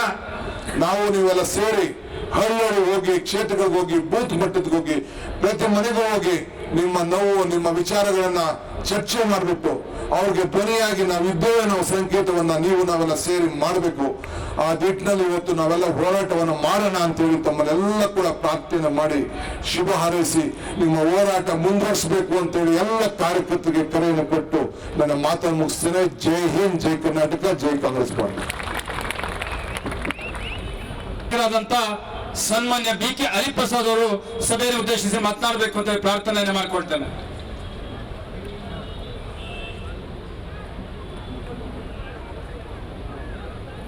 ಕರ್ನಾಟಕ ಪ್ರದೇಶ ಕಾಂಗ್ರೆಸ್ ಕಮಿಟಿಯ ಉಸ್ತುವಾರಿ ವಹಿಸಿರ್ತಕ್ಕಂಥ ರಾಮ್ ಔಲಾರ್ ಅವರೇ, ಪ್ರದೇಶ ಕಾಂಗ್ರೆಸ್ ಕಮಿಟಿಯ ಅಧ್ಯಕ್ಷರು ಆಗಿರ್ತಕ್ಕಂಥ DK ಶಿವಕುಮಾರ್ ಅವರೇ, ಶಾಸಕಾಂಗ ಪಕ್ಷದ ನಾಯಕರು ಆಗಿರ್ತಕ್ಕಂಥ ಸಿದ್ದರಾಮಯ್ಯನವರೇ, ಪ್ರಚಾರ ಸಮಿತಿ ಅಧ್ಯಕ್ಷರಾಗಿರ್ತಕ್ಕಂಥ MB ಪಾಟೀಲ್ ರವರೇ ಮತ್ತು ಶಿವಕುಮಾರ್ ರವರು ಈ ಒಂದು ಸಭೆಯ ಉದ್ದೇಶವನ್ನ ತಿಳಿಸಿದ್ದಾರೆ. ಮುಖ್ಯವಾಗಿ ಬೆಲೆ ಏರಿಕೆ ಇಡೀ ರಾಷ್ಟ್ರದಲ್ಲಿ, ಅದರಲ್ಲೂ ಸಹ ಪೆಟ್ರೋಲ್, ಡೀಸೆಲ್, ಅಡಿಗೆ ಗ್ಯಾಸು ಮತ್ತು ಇದರ ಬೆಲೆ ಏರಿಕೆಯ ವಿರುದ್ಧ ಇಡೀ ರಾಷ್ಟ್ರದಲ್ಲೇ ಪ್ರತಿಭಟನೆಯನ್ನು ಹಮ್ಮಿಕೊಂಡಿದ್ದೀವಿ. ಇದರ ಅನುಗುಣವಾಗಿ ಈಗಾಗಲೇ ಎಲ್ಲ ಜಿಲ್ಲೆಯಲ್ಲೂ ಸಹ ಪ್ರತಿಭಟನೆಯನ್ನು ಮಾಡಿದ್ದಾರೆ. ನಾನು ಸಹ ಹೊಸಪೇಟೆಯಲ್ಲಿ ಯುವ ಕಾಂಗ್ರೆಸ್ಸಿನ ಪ್ರತಿಭಟನೆಯಲ್ಲಿ ಪಾಲ್ಗೊಂಡು ಇಲ್ಲಿ ಬಂದಿದ್ದೇನೆ. ಭಾಷಣ ಮಾಡೋದಕ್ಕಿಂತ ಮೊದಲು 2 ಸಂಘಟನೆಗಳಿಗೆ ನಾನು ಅಭಿನಂದನೆ ಹೇಳಲಿಕ್ಕೆ ಇಚ್ಛೆ ಬೀಳ್ತೇನೆ. ನಿನ್ನೆ ಶ್ರೀನಿವಾಸ್ ಅವರ ನೇತೃತ್ವದಲ್ಲಿ, ಅಖಿಲ ಭಾರತ ಯುವ ಕಾಂಗ್ರೆಸ್ಸಿನ ಅಧ್ಯಕ್ಷ ಮಿಸ್ಟರ್ ಶ್ರೀನಿವಾಸ್ ಅವರ ನೇತೃತ್ವದಲ್ಲಿ ಯುವ ಕಾಂಗ್ರೆಸ್ ಕಾರ್ಯಕರ್ತರು ಹುಬ್ಬಳ್ಳಿಯಲ್ಲಿ ಆದಂತ ಘಟನೆ, ಒಬ್ಬ ಬಡವನ ಕಲ್ಲಂಗಡಿಯನ್ನು ಮಾರ್ತಕ್ಕಂಥ, ಬಡವನ ಹೊಟ್ಟೆ ಮೇಲೆ ಹೊಡಿತಕ್ಕಂಥ ರಣಹೇಡಿಗಳ ವಿರುದ್ಧ ಅವ್ರಿಗಾಗಿರೋ ನಷ್ಟವನ್ನು ತುಂಬಿಸ್ಕೊಳ್ಳಿಕ್ಕೆ ಹುಬ್ಬಳ್ಳಿಗೆ ಹೋಗಿ ಅವರಿಗೆ ಹಣ ಕೊಟ್ಟು ಬಂದಿದ್ದಾರೆ. ಅವ್ರಿಗೋಸ್ಕರ ನಾನು ನಿಮ್ಗೆಲ್ರಿಗೂ ಸಹ ಸೆಲ್ಯೂಟ್ ಮಾಡ್ತೇನೆ. ಕಾಂಗ್ರೆಸ್ ಪಕ್ಷದ ಜವಾಬ್ದಾರಿ ಇದು. ಬಡವರ ಪರ ನಿಲ್ತಕ್ಕಂಥ ಜವಾಬ್ದಾರಿ, ದುರ್ಬಲ ವರ್ಗದ ಪರ ನಿಲ್ತಕ್ಕಂಥ ಜವಾಬ್ದಾರಿ ಕಾಂಗ್ರೆಸ್ ಪಕ್ಷದ ಕಾರ್ಯಕರ್ತರು. ಅದೇ ರೀತಿಯಾಗಿ ಅಖಿಲ ಭಾರತ ಮಹಿಳಾ ಕಾಂಗ್ರೆಸ್ಸಿನ ಅಧ್ಯಕ್ಷರಾಗಿರ್ತಕ್ಕಂಥ ನೆಟ್ಟಾ ಡಿಸೋಜಾರ್ ಅವರು ಏನಾದರೂ 10 ಪೈಸಾ ಬೆಲೆ ಏರಿಕೆ ಆದ್ರೂ ಸಹ ಸ್ಮೃತಿ ಇರಾನಿ ಅವರು ಹಾಗಲಕಾಯಿ, ಬದನೆಕಾಯಿ, ಸೋರೆಕಾಯಿ, ತೊಂಡೆಕಾಯಿ ಎಲ್ಲ ಮಾಲೆ ಹಾಕೊಂಡು ಹೋಗಿ ಪ್ರತಿಭಟನೆ ಮಾಡ್ತಾ ಇದ್ರು. ನಿನ್ನೆ ಅವರೊಂದು ಬಾಂಬೆ ಫ್ಲೈಟ್ ಅಲ್ಲಿ ಇದ್ದಾಗ ಅವ್ರು ಹಿಡ್ಕೊಂಡು ಯಾಕಮ್ಮ ಇಷ್ಟೆಲ್ಲ ಬೆಲೆ ಏರಿಕೆ ಆದಾಗ ಸುಮ್ಮನಿದ್ಯಾ ಅಂದಾಗ ಅವ್ರಿಗೆ ಉತ್ತರ ಇರಲಿಲ್ಲ. ತಪ್ಪಿಸ್ಕೊಂಡು ಅವ್ರಿಗೂ ಸಹ ನಿಮ್ಮೆಲ್ಲರ ಪರವಾಗಿ ಅಭಿನಂದನೆ ಸಲ್ಲಿಸ್ತೇನೆ. ಇದು ಯಾಕೆ ಹೇಳ್ತಾ ಇದ್ದೀನಿ ಅಂತ ಹೇಳಿದ್ರೆ, ಕೇವಲ ಕಾಂಗ್ರೆಸ್ ಪಕ್ಷದ ಕಾರ್ಯಕರ್ತರು, ಪದಾಧಿಕಾರಿಗಳು, ನಾಯಕರಾದ್ರೆ ಸಾಲೋದಿಲ್ಲ. ಮೂಲಭೂತ ಜವಾಬ್ದಾರಿ, ಸಂವಿಧಾನದಲ್ಲಿ ನಾವು ಕೊಟ್ಟಿರ್ತಕ್ಕಂಥ ಜವಾಬ್ದಾರಿ. ಯಾರೇ ಸಂಕಷ್ಟದಲ್ಲಿದ್ದಾಗ ತಾವೆಲ್ಲರೂ ಸಹ ಅವ್ರಿಗೆ ಬೆಂಬಲವಾಗಿ ನಿಲ್ಬೇಕಾಗುತ್ತೆ. ನಮ್ಮ ಪೂರ್ವಜರು ರಣಹೇಡಿಗಳೆಲ್ಲ ಬ್ರಿಟಿಷರ ವಿರುದ್ಧ ಹೋರಾಟ ಮಾಡಿರ್ತಕ್ಕಂಥವರು. ಆದ್ರಿಂದ ಇಂಥ ಸಂದರ್ಭದಲ್ಲಿ ಬೆಲೆ ಏರಿಕೆ ಗಗನಕ್ಕೆ ಮೇರ್ತಾ ಇದೆ. ಅದರ ಬಗ್ಗೆ ಮಾತಾಡಲಿಕ್ಕೆ ನರೇಂದ್ರ ಮೋದಿ ಆಗಲಿ, ಅಮಿತ್ ಶಾ ಅವರಾಗಲಿ ಎಲ್ಲೂ ಮಾಡಲಿಲ್ಲ. ನರೇಂದ್ರ ಮೋದಿ ಅವರು ಹಿಂದಿ ಭಾಷೆಯನ್ನ ಕಲಿಬೇಕು ಅಂತಾರೆ. ನಾವು ತ್ರಿಭಾಷಾ ಸೂತ್ರದಲ್ಲಿ ನಂಬಿಕೆ ಇಟ್ಕೊಂಡಿರ್ತಕ್ಕಂಥವ್ರು. ನಾನು ಬಹಳ ಚೆನ್ನಾಗಿ ಹಿಂದಿ ಮಾತಾಡ್ತೇನೆ, ಹೆಮ್ಮೆ ಆಗುತ್ತೆ. ಆದ್ರೆ ಯಾರೂ ಸಹ ನನ್ನ ಮೇಲೆ ಹಿಂದಿ ಏರ್ಲಿಕ್ಕೆ ಸಾಧ್ಯ ಇಲ್ಲ. ನಮ್ಮ ಮಾತೃಭಾಷೆ ಕನ್ನಡ, ಆ ಕನ್ನಡ ಶಾಶ್ವತವಾಗಿರುತ್ತೆ. ಏನೋ ಅಮಿತ್ ಶಾ ಏನು ಮಾಡ್ಲಿಕ್ಕೆ ಆಗೋದಿಲ್ಲ. ಈ ತಡಿಪಾರ್ ಅಮಿತ್ ಶಾ, ಗಡಿಪಾರ್ ಅಮಿತ್ ಶಾ ಗುಜರಾತ್ ಅಲ್ಲಿ ಇರ್ತಕ್ಕಂಥ ಹೈಕೋರ್ಟ್ ಒಂದು ತೀರ್ಮಾನ ಕೊಟ್ಟಿತ್ತು 2008ನೇ ಇಸ್ವಿಯಲ್ಲಿ. ಹಿಂದಿ ರಾಷ್ಟ್ರ ಭಾಷೆ ಅಲ್ಲ ಅನ್ನೋದನ್ನ ಮೊದಲು ಅದನ್ನ ತಿಳ್ಕೊಂಡು ಆಮೇಲೆ ಬೇರೆಯವರಿಗೆ ಪಾಠ ಹೇಳೋದು ಬರಲಿ ಅಮಿತ್ ಶಾ. ನರೇಂದ್ರ ಮೋದಿ ಅವರು ಅಚ್ಚೇ ದಿನ್ ಅಂತ ಹೇಳಿ ಮಾತೇ ಆಡೋದಿಲ್ಲ. ಗುಜರಾತ್ ಮಾಡೆಲ್ ಮಾತೇ ಆಡೋದಿಲ್ಲ. ಮೊನ್ನೆ 2 ತಿಂಗಳಿಂದ ನಡೆದಂತ ಬಜೆಟ್ ಅಧಿವೇಶನದಲ್ಲಿ ಅಚ್ಚೇ ದಿನ್ ಹೋಗಿ ಅಮೃತ್ ಕಾಲ್ ಅಂತ ಹೇಳಿದ್ದಾರೆ. ಅಮೃತ್ ಕಾಲ್ ಅಂತ ಹೇಳಿದ್ರೆ 25 ವರ್ಷ ಬಿಟ್ಟು ನಾವು ನೋಡಿ ಅಂತ ಹೇಳಿ. ದೇಶಕ್ಕೆ ಅಮೃತ್ ಕಾಲ ಅಲ್ಲ, ಭಾರತೀಯ ಜನತಾ ಪಾರ್ಟಿ ಎಲ್ಲಿವರೆಗೆ ಇರುತ್ತೆ ಅಲ್ಲಿವರೆಗೂ ರಾವ್ ಕಾಲ ಇರುತ್ತೆ ಅನ್ನೋದು ನಿಮ್ಗೆ ಹೇಳಲಿಕ್ಕೆ ಇಚ್ಛೆ ಬೀಳ್ತೇನೆ. ಕರ್ನಾಟಕ ರಾಜ್ಯ ನಾವೆಲ್ಲರೂ ಸಹ ಹೆಮ್ಮೆ ಬೀಳ್ಬೇಕಾದಂತ ರಾಜ್ಯ. ಬಸವಣ್ಣ, ಕುವೆಂಪು, ಶಿಸ್ನಾಳ್ ಶರೀಫ್, ಗಂಗೂಬಾಯಿ ಹಾನ್ಗಲ್, ದಾರಾ ಬೇಂದ್ರೆ, ಭೀಮ್ಸೇನ್ ಜೋಶಿ, ಚಂಪಾ, ಯಾರ್ಯಾರು ಈ ದೇಶದಲ್ಲಿ ಕೋಮು ಸೌಹಾರ್ದತೆಯನ್ನು ಹರಿಸಿ ಹೋಗಿದ್ದಾರೆ ಅವ್ರಿಗೆ ಅಪಮಾನ ಮಾಡ್ತಕ್ಕಂಥ ಕೆಲಸ ಮಾಡ್ತಾ ಇದ್ದಾರೆ. ಹುಬ್ಬಳ್ಳಿಯಲ್ಲಿ ನೋಡಿ ಎಷ್ಟು ಜನ ವಿದ್ವಾಂಸರಿದ್ರು, ಸಾಹಿತಿಗಳಿದ್ರು. ಕಟ್ಟಿಮಣಿ ಇರ್ಬೋದು, ಕಣಿವಿ ಇರ್ಬೋದು, ಕಲಬುರ್ಗಿ ಇರ್ಬೋದು, ಚಂಪಾ ಇರ್ಬೋದು, ಮಲ್ಲಿಕಾರ್ಜುನ್ ಮನ್ಸೂರ್ ಅವರು ಇರ್ಬೋದು, ರಾಜಗುರು ಇರ್ಬೋದು, ಆದ್ರೂ ಪಾಟೀಲ್ ಪುಟ್ಟಪ್ಪನವರು ಇರ್ಬೋದು, ಕಾರ್ನಾಡ್ರವರು ಹಾಗೂ ಹಲವಾರು ಪಂಚಾಕ್ಷರ ಕವಿಗಳು, ಇವೆಲ್ಲರೂ ಸಹ ಈ ನಾಡಿನ ಸೌಹಾರ್ದತೆಗೆ, ಶಾಂತಿಗೆ ಸಂಪೂರ್ಣವಾಗಿ ಅವರ ಜೀವನವನ್ನೇ ಅರ್ಪಣೆ ಮಾಡಿದಂತ ನೆಲದಲ್ಲಿ ಏನಾಗ್ತಾ ಇದೆ ಅಂತ ತಾವೆಲ್ಲರೂ ಸಹ ನೋಡಬೇಕು. ನಿನ್ನೆ ನಡೆದಂತ ಘಟನೆ ಹುಬ್ಬಳ್ಳಿಯಲ್ಲಿ ಇಡೀ ಕರ್ನಾಟಕ ರಾಜ್ಯದ ಜನತೆ ತಲೆ ತಗ್ಗಿಸ್ತಕ್ಕಂಥ ಕೆಲಸ ಆಗಿದೆ.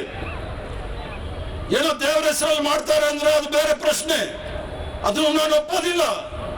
ಆದ್ರೆ ಒಬ್ಬ ಬಡವ ಹೊಟ್ಟೆ ಪಾಡಿಗೆ ಕಲಂಗಡಿಯನ್ನು ಮಾರುವಾಗ ಅವನ ಮೇಲೆ ಹೋಗಿ ಹಲ್ಲೆ ಮಾಡ್ತಾರಲ್ಲ, ಇವ್ರು ಯಾರು ವೀರಾದಿ ವೀರ ಶೂರು ಅಂತೇಳಿ ನನಗೆ ಗೊತ್ತಿಲ್ಲ.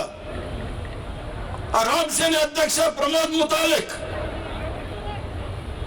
ಹುಬ್ಬಳ್ಳಿ ಈದ್ಗಾ ಮೈದಾನದ ಗಲಭೆ ಮಾಡಿದಂತ ಮನುಷ್ಯ, ಅದರ ಲಾಭ ಪ್ರಹ್ಲಾದ್ ಜೋಶಿ ಮಂತ್ರಿ ಆಗಿದ್ದಾನೆ. ಪ್ರಮೋದ್ ಮುತಾಲಿಕ್ ನಿನ್ಗೇನು ಆಗೋದಿಲ್ಲ. ಅದೇ ಹುಬ್ಬಳ್ಳಿ ಈದ್ಗಾ ಮೈದಾನದಲ್ಲಿ ಗಲಾಟೆ ಮಾಡಿದಂತ ಪ್ರಮೋದ್ ಮುತಾಲಿಕ್ನ ಉಪಯೋಗ ಮಾಡಿಕೊಂಡು ಉತ್ತರ ಕನ್ನಡದಲ್ಲಿ ಅನಂತ್ ಕುಮಾರ್ ಹೆಗಡೆ MP ಆಗಿ ಮಂತ್ರಿಯಾಗಿ ಹೋಗಿದ್ದಾನೆ. ಪ್ರಮೋದ್ ಮುತಾಲಿಕ್ ಇದೇ ರೀತಿ ಮಾತಾಡ್ತದೆ. ಇದೇ BJP ಅವರು ನಿಮ್ಗೆ ಜೈಲಿಗೆ ಹಾಕೋದ್ರಲ್ಲಿ ಏನು ಬಹಳ ದಿವಸ ಇಲ್ಲ. ಅವರು ನಂಬ್ಕೊಂಡು ನೀವೇನು ಮಾಡಕ್ ಹೋಗ್ಬೇಡಿ. ಕಾಂಗ್ರೆಸ್ ಪಕ್ಷ ಏನು ಕೈ ಕಟ್ಕೊಂಡು ಕೂತ್ಕೊಳ್ಳೋದಿಲ್ಲ. ಯಾವುದೇ ವಿಚಾರ ಬರಲಿ, ಸಂವಿಧಾನಕ್ಕೆ ಏನಾದ್ರೂ ಧಕ್ಕೆ ಬರೋದಾಯ್ತ್ರೆ ಅದನ್ನ ತೀವ್ರವಾದ ಪ್ರತಿಭಟನೆ ಮಾಡಬೇಕು, ನೀವು ಎದುರಿಸಬೇಕಾಗುತ್ತೆ. ಇವೆಲ್ಲ ವಿಚಾರವನ್ನ ಕಾಂಗ್ರೆಸ್ ಪಕ್ಷದವರು ಆಳವಾಗಿ ಅರ್ಥ ಮಾಡ್ಕೊಳ್ಬೇಕಾಗತ್ತೆ. ಬಸವರಾಜ ಬೊಮ್ಮಾಯಿರವರು ಮುಖ್ಯಮಂತ್ರಿ ಆಗಿ ಒಂದು ನೇರವಾದ ಉತ್ತರ ಕೊಡ್ಲಿಕ್ಕೆ ಅವ್ರ ಕೈಲಿ ಆಗ್ತಾ ಇಲ್ಲ. ಅಲ್ಲಿರ್ತಕ್ಕಂಥ ಅರೆ ಪ್ರಜ್ಞೆ ಜ್ಞಾನೇಂದ್ರ ಅಂತೆ ಅರೆ ಜ್ಞಾನ ಇರ್ತಕ್ಕಂಥ ಗೃಹ ಮಂತ್ರಿ ಏನ್ ಹೇಳಿಕೆ ಕೊಡ್ತಾರೆ ಅನ್ನೋದು ಗೊತ್ತಿಲ್ಲ. ಅವ್ರಿಗೆ ಎಂಡ ಕುಡಿಯೋ ಅಭ್ಯಾಸ ಇಲ್ಲ, ಗಾಂಜಾ ಕುಡಿಯೋ ಅಭ್ಯಾಸ ಇರಬೇಕು, ಮನಸ್ಸಿಗೆ ಬಂದಿದ್ದು ಹೇಳ್ತಾ ಇರ್ತಾರೆ. ಇಂಥವರೆಲ್ಲ ಗೃಹ ಮಂತ್ರಿ ಆಗಿರ್ತಕ್ಕಂಥದ್ದು ನಮ್ಮ ದುರಾದೃಷ್ಟ. ಬೆಲೆ ಏರಿಕೆ ಬಗ್ಗೆ ಮಾತಾಡ್ತಕ್ಕಂಥ ವಿಚಾರ ಇರ್ಬೋದು, ಮಹಿಳೆಯರ ಮೇಲೆ ಆಗ್ತಕ್ಕಂಥ ದೌರ್ಜನ್ಯ ಇರ್ಬೋದು, ಶಾಲಾ ಮಕ್ಕಳ ಮೇಲೆ ಆಗ್ತಕ್ಕಂಥ ದೌರ್ಜನ್ಯ ಇರ್ಬೋದು, ಶಾಲಾ ಮಕ್ಕಳಿಗೆ ಶಾಲೆ ಒಳಗಡೆ ಹೋಗಕ್ಕೆ ಬಿಡದೆ ಇರ್ತಕ್ಕಂಥ ವಿಚಾರಗಳಿರ್ಬೋದು.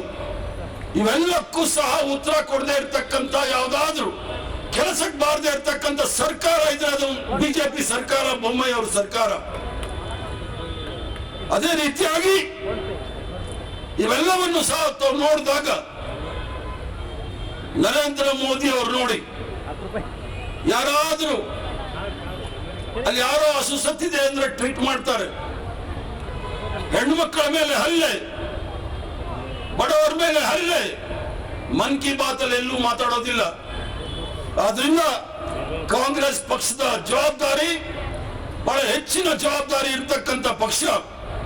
ಸ್ವತಂತ್ರ ಪೂರ್ವದಲ್ಲಿ ಇರ್ಬೋದು, ಸ್ವತಂತ್ರ ಬಂದ ನಂತರ ಇರ್ಬೋದು.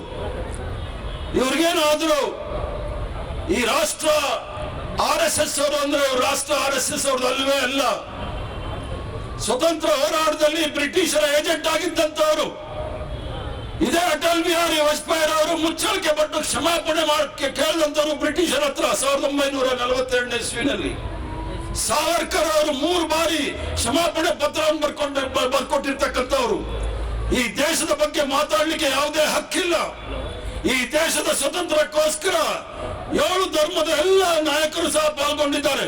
ಅದು ಹಿಂದೂ ಧರ್ಮ ಇರ್ಬೋದು, ಇಸ್ಲಾಂ ಧರ್ಮ ಇರ್ಬೋದು, ಕ್ರೈಸ್ತ ಧರ್ಮ ಇರ್ಬೋದು, ಸಿಖ್ ಧರ್ಮ ಇರ್ಬೋದು, ಬೌದ್ಧ ಧರ್ಮ ಇರ್ಬೋದು, ಜೈನ್ ಧರ್ಮ ಇರ್ಬೋದು, ಜೊರಾಸ್ಟ್ರಿಯನ್ ಧರ್ಮ ಇರ್ಬೋದು. ಯಾವುದೇ ಭೇದ ಭಾವ ಇಲ್ಲದೆ ಬ್ರಿಟಿಷರ ವಿರುದ್ಧ ಹೋರಾಟ ಮಾಡಿ ಸಾಕಷ್ಟು ಬಲಿದಾನವನ್ನ ತ್ಯಾಗವನ್ನು ಮಾಡಿದಂತ ಪಕ್ಷ ಕಾಂಗ್ರೆಸ್ ಪಕ್ಷ.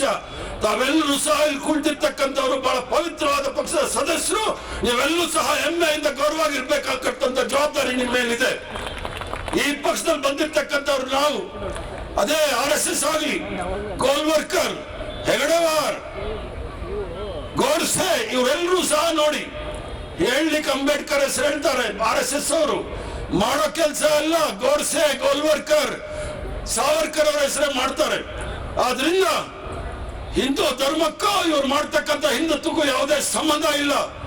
ಹಿಂದೂ ಧರ್ಮ ಪಾಲನೆ ಮಾಡಿದ್ದು ಮಹಾತ್ಮ ಗಾಂಧಿ, ವಿವೇಕಾನಂದ, ನೆಹರು, ಇಂದಿರಾ ಗಾಂಧಿ ಅವರು. ಹಿಂದುತ್ವವನ್ನ ಮಾಡಿರ್ತಕ್ಕಂಥವ್ರು ಸಾವರ್ಕರ್, ಗೋಡ್ಸೆ, ಗೋಲ್ವರ್ಕರ್ ಅನ್ನೋ ತಿಳ್ಕೊಳ್ಳಿ. ಹಿಂದೂ ಧರ್ಮದಲ್ಲಿ ನಾವು ಸಹಿಷ್ಣುತೆ, ಅಹಿಂಸೆ ಮತ್ತು ಸತ್ಯವನ್ನು ಹೇಳ್ತಕ್ಕಂಥ ಹಿಂದೂ ಧರ್ಮ. ಅದ್ರ ಜೊತೆಗೆ ಹಿಂದುತ್ವ ಅಂತ ಹೇಳಿದಾಗ ಹಿಂಸೆ ಮತ್ತು ಸುಳ್ಳು ಮತ್ತು ದೌರ್ಜನ್ಯವೇ ಹಿಂದುತ್ವ ಅನ್ನೋದನ್ನ ನೀವು ತಿಳ್ಕೊಳ್ಬೇಕು. ಆದ್ರಿಂದ ತಾವೆಲ್ಲರೂ ಸಹ ಕಾಂಗ್ರೆಸ್ ಪಕ್ಷದ ಒಂದು ಪವಿತ್ರವಾದ ಪಕ್ಷ, ಈ ದೇಶಕ್ಕೆ ಸ್ವತಂತ್ರವನ್ನು ಕೊಟ್ಟಂತ ಪಕ್ಷ, ಈ ದೇಶಕ್ಕೆ ಸಂವಿಧಾನವನ್ನು ಕೊಟ್ಟಂತ ಪಕ್ಷ, ಈ ದೇಶಕ್ಕೆ ಪ್ರಜಾಪ್ರಭುತ್ವವನ್ನು ಕೊಟ್ಟಂತ ಪಕ್ಷ. ಇದರ ಸದಸ್ಯರು ನೀವೆಲ್ಲರೂ ಸಹ ಇದನ್ನ ಕಾಪಾಡಲಿಕ್ಕೆ ಹೋರಾಡಬೇಕಾಗತ್ತೆ. ಸ್ವತಂತ್ರ ಪೂರ್ವದಲ್ಲಿ ಸಂವಿಧಾನ ಇಲ್ಲದೆ ಇರೋ ಸಂದರ್ಭದಲ್ಲಿ ಧರ್ಮಾಧಾರಿತ ರಾಜಕಾರಣ ನಡೀತಾ ಇತ್ತು. ಮಹಿಳೆಯರಿಗೆ ಅವಕಾಶ ಇಲ್ಲ, ಧರ್ಮದ ಹೆಸರಲ್ಲಿ ದುರ್ಬಲರ ಶೋಷಣೆ. ಸಂವಿಧಾನ ಬಂದ ನಂತರ ಮಹಿಳೆಯರಿಗೂ ಸ್ಥಾನಮಾನ, ದುರ್ಬಲರಿಗೂ ಸಹ ಸಮಾನವಾಗಿ ನೋಡ್ತಕ್ಕಂಥ ಭಾವನೆ ಸಂವಿಧಾನ ಬಂದ ಮೇಲೆ ಬಂದಿರತಕ್ಕಂಥದ್ದು. ಬಾಬಾ ಸಾಹೇಬ್ ಭೀಮರಾವ್ ಅಂಬೇಡ್ಕರ್ ಕೊಟ್ಟಿರ್ತಕ್ಕಂಥ ಸಂವಿಧಾನವನ್ನ ರಕ್ಷಣೆ ಮಾಡ್ತಕ್ಕಂಥ ಜವಾಬ್ದಾರಿ ಎಲ್ಲ ಕಾಂಗ್ರೆಸ್ ಪಕ್ಷದ ಕಾರ್ಯಕರ್ತರಲ್ಲೂ ಸಹ ಇದೆ. ಒಂದೇ ಒಂದು ಉದಾಹರಣೆ ಕೊಟ್ಟು ನಾನು ಭಾಷಣ ಮುಗಿಸ್ತೀನಿ. ಯಾವುದೇ ಮಂದಿರದಲ್ಲಿ ಮಹಿಳೆಯರು ಪೂಜಾರಿ ಆಗಕ್ಕೆ ಸಾಧ್ಯ ಇಲ್ಲ. ಯಾವುದೇ ಮಸೀದಿನಲ್ಲಿ ಮಹಿಳೆಯರು ಮುಲ್ಲ ಅಥವಾ ಗ್ರಂಥಿ ಆಗಕ್ಕೆ ಸಾಧ್ಯ ಇಲ್ಲ. ಯಾವುದೇ ಗುರುದ್ವಾರದಲ್ಲಿ ಗ್ರಂಥಿ ಆಗಕ್ಕೆ ಸಾಧ್ಯ ಇಲ್ಲ. ಯಾವುದೇ ಚರ್ಚ್ ಅಲ್ಲಿ ಫಾದರ್ ಆಗ್ಲಿಕ್ಕೆ ಸಾಧ್ಯ ಇಲ್ಲ ಮಹಿಳೆಯರು. ಆದ್ರೆ ಸಂವಿಧಾನ ಬಂದ ನಂತರ ನಾವು ಈ ದೇಶದ ಪ್ರಧಾನಮಂತ್ರಿ ನೀವು ಆಗ್ಬಹುದು, ಈ ದೇಶದ ಮುಖ್ಯಮಂತ್ರಿ ಆಗ್ಬಹುದು, ಈ ದೇಶದ ಮಂತ್ರಿ ಆಗ್ಬಹುದು, MLA ಆಗ್ಬಹುದು, MLC ಆಗ್ಬಹುದು. 15 ಲಕ್ಷ ಸ್ಥಳೀಯ ಸಂಸ್ಥೆಗಳಲ್ಲಿ ಸದಸ್ಯರಿದ್ದಾರೆ ಮಹಿಳೆಯರು. ಆದ್ರಿಂದ ಮಹಿಳಾ ಶಕ್ತಿ ಜೋರಿದೆ. ನೀವೆಲ್ಲರೂ ಸಹ ಮನೆ ಮನೆಗೆ ಹೋಗಿ ಆಗ್ತಕ್ಕಂಥ ದೌರ್ಜನ್ಯ, ಅನ್ಯಾಯ ಮತ್ತೆ ಈ ಬೆಲೆ ಏರಿಕೆ ವಿರುದ್ಧ ಜಾಗೃತಿ ಮೂಡಿಸಬೇಕು ಅಂತ ಹೇಳಿ ಈ ವೇದಿಕೆ ಮೂಲಕ ಕಳಕಳಿಯ ಪ್ರಾರ್ಥನೆ ಮಾಡಿ ನಾನು ಮಾತು ಮುಗಿಸ್ತೇನೆ. ಜೈ ಹಿಂದ್. ಭಾರತ ಅಭಿಯಾನದಲ್ಲಿ ಇಂದು ಈ ಒಂದು ಪ್ರತಿಭಟನಾ ಸಮಾವೇಶದಲ್ಲಿ ಪಾಲ್ಗೊಂಡಂತ ಎಲ್ಲ ಕಾಂಗ್ರೆಸ್ ಪಕ್ಷದ ನಾಯಕರೇ, ಹಿರಿಯರೇ, ಸಹೋದರ ಸಹೋದರಿಯರೇ, ಯುವಕ ಮಿತ್ರರೇ, ಮಾಧ್ಯಮದ ಸ್ನೇಹಿತರೇ, ಈಗಾಗಲೇ KPCC ಅಧ್ಯಕ್ಷರು DK ಶಿವಕುಮಾರ್ ಅವರು, ಹರಿಪ್ರಸಾದ್ ಅವರು, ಅನೇಕ ರಾಮಲಿಂಗ ರೆಡ್ಡಿ ಅವರು ಎಲ್ಲರೂ ಕೂಡ ಬಹಳಷ್ಟು ವಿಚಾರಗಳನ್ನು ಪ್ರಸ್ತಾಪ ಮಾಡಿದ್ದಾರೆ. ತಮ್ಗೆ ಗೊತ್ತಿದೆ, ಇವತ್ತು ನರೇಂದ್ರ ಮೋದಿ ಅವರು 2014ರಲ್ಲಿ ಏನವರು ಪ್ರಧಾನಮಂತ್ರಿ ಆಗೋಕ್ಕಿಂತ ಮುಂಚಿತವಾಗಿ ಈ ದೇಶದಲ್ಲಿ ಒಂದು ದೊಡ್ಡ ಪ್ರಚಾರವನ್ನು ಕೈಗೊಂಡ್ರು. 1000 ಕೋಟಿ ರೂಪಾಯಿ ಆ ಒಂದು ಪ್ರಚಾರಕ್ಕೆ ಇವತ್ತು ಸಹ ಖರ್ಚು ಮಾಡಿ ಒಂದು ಕನಸನ್ನ ಜನರಿಗೆ ಬಿತ್ತಿದ್ರು, ವಿಶೇಷವಾಗಿ ಯುವ ಜನರಿಗೆ. ನಾವು ಅಧಿಕಾರಕ್ಕೆ ಬಂದ್ರೆ ಪ್ರಧಾನಮಂತ್ರಿ ಆದ್ರೆ ಒಂದು ದೊಡ್ಡ ಬದಲಾವಣೆಯನ್ನು ಇವತ್ತು ದೇಶದಲ್ಲಿ ತರ್ತೀವಿ. ಕಪ್ಪು ಹಣವನ್ನು ತಂದು ವಿದೇಶದಲ್ಲಿ ಸ್ವಿಟ್ಜರ್ಲೆಂಡ್ ಇರುವಂತ ಕಪ್ಪು ಹಣ ತಂದು ಎಲ್ಲರ ಅಕೌಂಟಿಗೆ 15 ಲಕ್ಷ ರೂಪಾಯಿಗಳನ್ನು ಹಾಕ್ತೀವಿ ಅಂತ ಹೇಳಿದ್ರು 100 ದಿನಗಳಲ್ಲಿ, ಕೇವಲ 100 ದಿನಗಳಲ್ಲಿ. ಇವತ್ತು 8 ವರ್ಷ ಆಯ್ತು. ಅದೇ ರೀತಿ ಪ್ರತಿ ವರ್ಷ 2 ಕೋಟಿ ಉದ್ಯೋಗಗಳನ್ನ ಸೃಷ್ಟಿ ಮಾಡ್ತೀವಿ. ಇವತ್ತು 8 ವರ್ಷ ಆಯ್ತು, 16 ಕೋಟಿ ಉದ್ಯೋಗ ಸೃಷ್ಟಿ ಆಗ್ಬೇಕಾಗಿತ್ತು. ಆದ್ರೆ ಇದ್ದಂತ ಕೋಟ್ಯಾಂತರ ಉದ್ಯೋಗಗಳು ತುಳಿದು ಹೋಗಿಲ್ಲ. ಅಚ್ಚೇ ದಿನ ಅಂತ ಹೇಳಿದ್ರು, ಒಳ್ಳೆ ದಿನಗಳು ಬರ್ತವೆ. ಇವತ್ತು ಅಚ್ಚೇ ದಿನದಲ್ಲಿ ಇವತ್ತು ಏನು ಪ್ರತಿಭಟನೆ ನಡೀತಾ ಇದೆ, ಮಹಿಳಾ ಕಾಂಗ್ರೆಸ್ಸಿನ ನೇತೃತ್ವದಲ್ಲಿ ಏನು ಹಿಂದೆ 60-65 ರೂಪಾಯಿ ಪೆಟ್ರೋಲ್ ಇತ್ತು, ಇವತ್ತು 100 ರೂಪಾಯಿ ದಾಟಿದೆ. ಡೀಸೆಲ್ ಇವತ್ತು ಏನು 55 ರೂಪಾಯಿ ಇತ್ತು, ಅದು ಕೂಡ 100 ರೂಪಾಯಿ ದಾಟಿದೆ. ಗ್ಯಾಸ್ ಸಿಲಿಂಡರ್ 400 ಇತ್ತು, 1000 ರೂಪಾಯಿಗೆ ಹೋಗಿದೆ. ಇವತ್ತು ಅಡಿಗೆ ಎಣ್ಣೆ 100 ರೂಪಾಯಿ ಇದ್ದು 200 ರೂಪಾಯಿ ಆಗಿದೆ. ಸ್ಟೀಲು, ಸಿಮೆಂಟು ಪ್ರತಿಯೊಂದನ್ನು ಕೂಡ ಇವತ್ತು ಸಹ ಹೆಚ್ಚಿಗೆ ಆಗಿದೆ. ಇದೇ ಇವತ್ತು ಸಹ ನರೇಂದ್ರ ಮೋದಿ ಅವರು ಅಚ್ಚೇ ದಿನ ಏನ್ ಕನಸು ಬಿತ್ತಿದ್ರು. ಇವತ್ತು ಮಾತಿಗೆ ಇವತ್ತು ಸಬ್ಕೆ ಸಾಥ್ ಸಬ್ಕೆ ವಿಕಾಸ್. ಇವತ್ತು ನಮ್ಮ ರಾಜ್ಯದಲ್ಲಿ ದೇಶದಲ್ಲಿ ಏನ್ ನಡೀತಾ ಇದೆ, ಇವತ್ತು ಒಂದು ವರ್ಗದ ಮೇಲೆ, ಒಂದು ಧರ್ಮದ ಜನರ ಮೇಲೆ ಒಂದು ದ್ವೇಷದ ರಾಜಕಾರಣ ಮಾಡುವ ಜೊತೆಗೆ ಅವರಿಗೆ ತೊಂದರೆ ಕೊಡುವ ಮೂಲಕ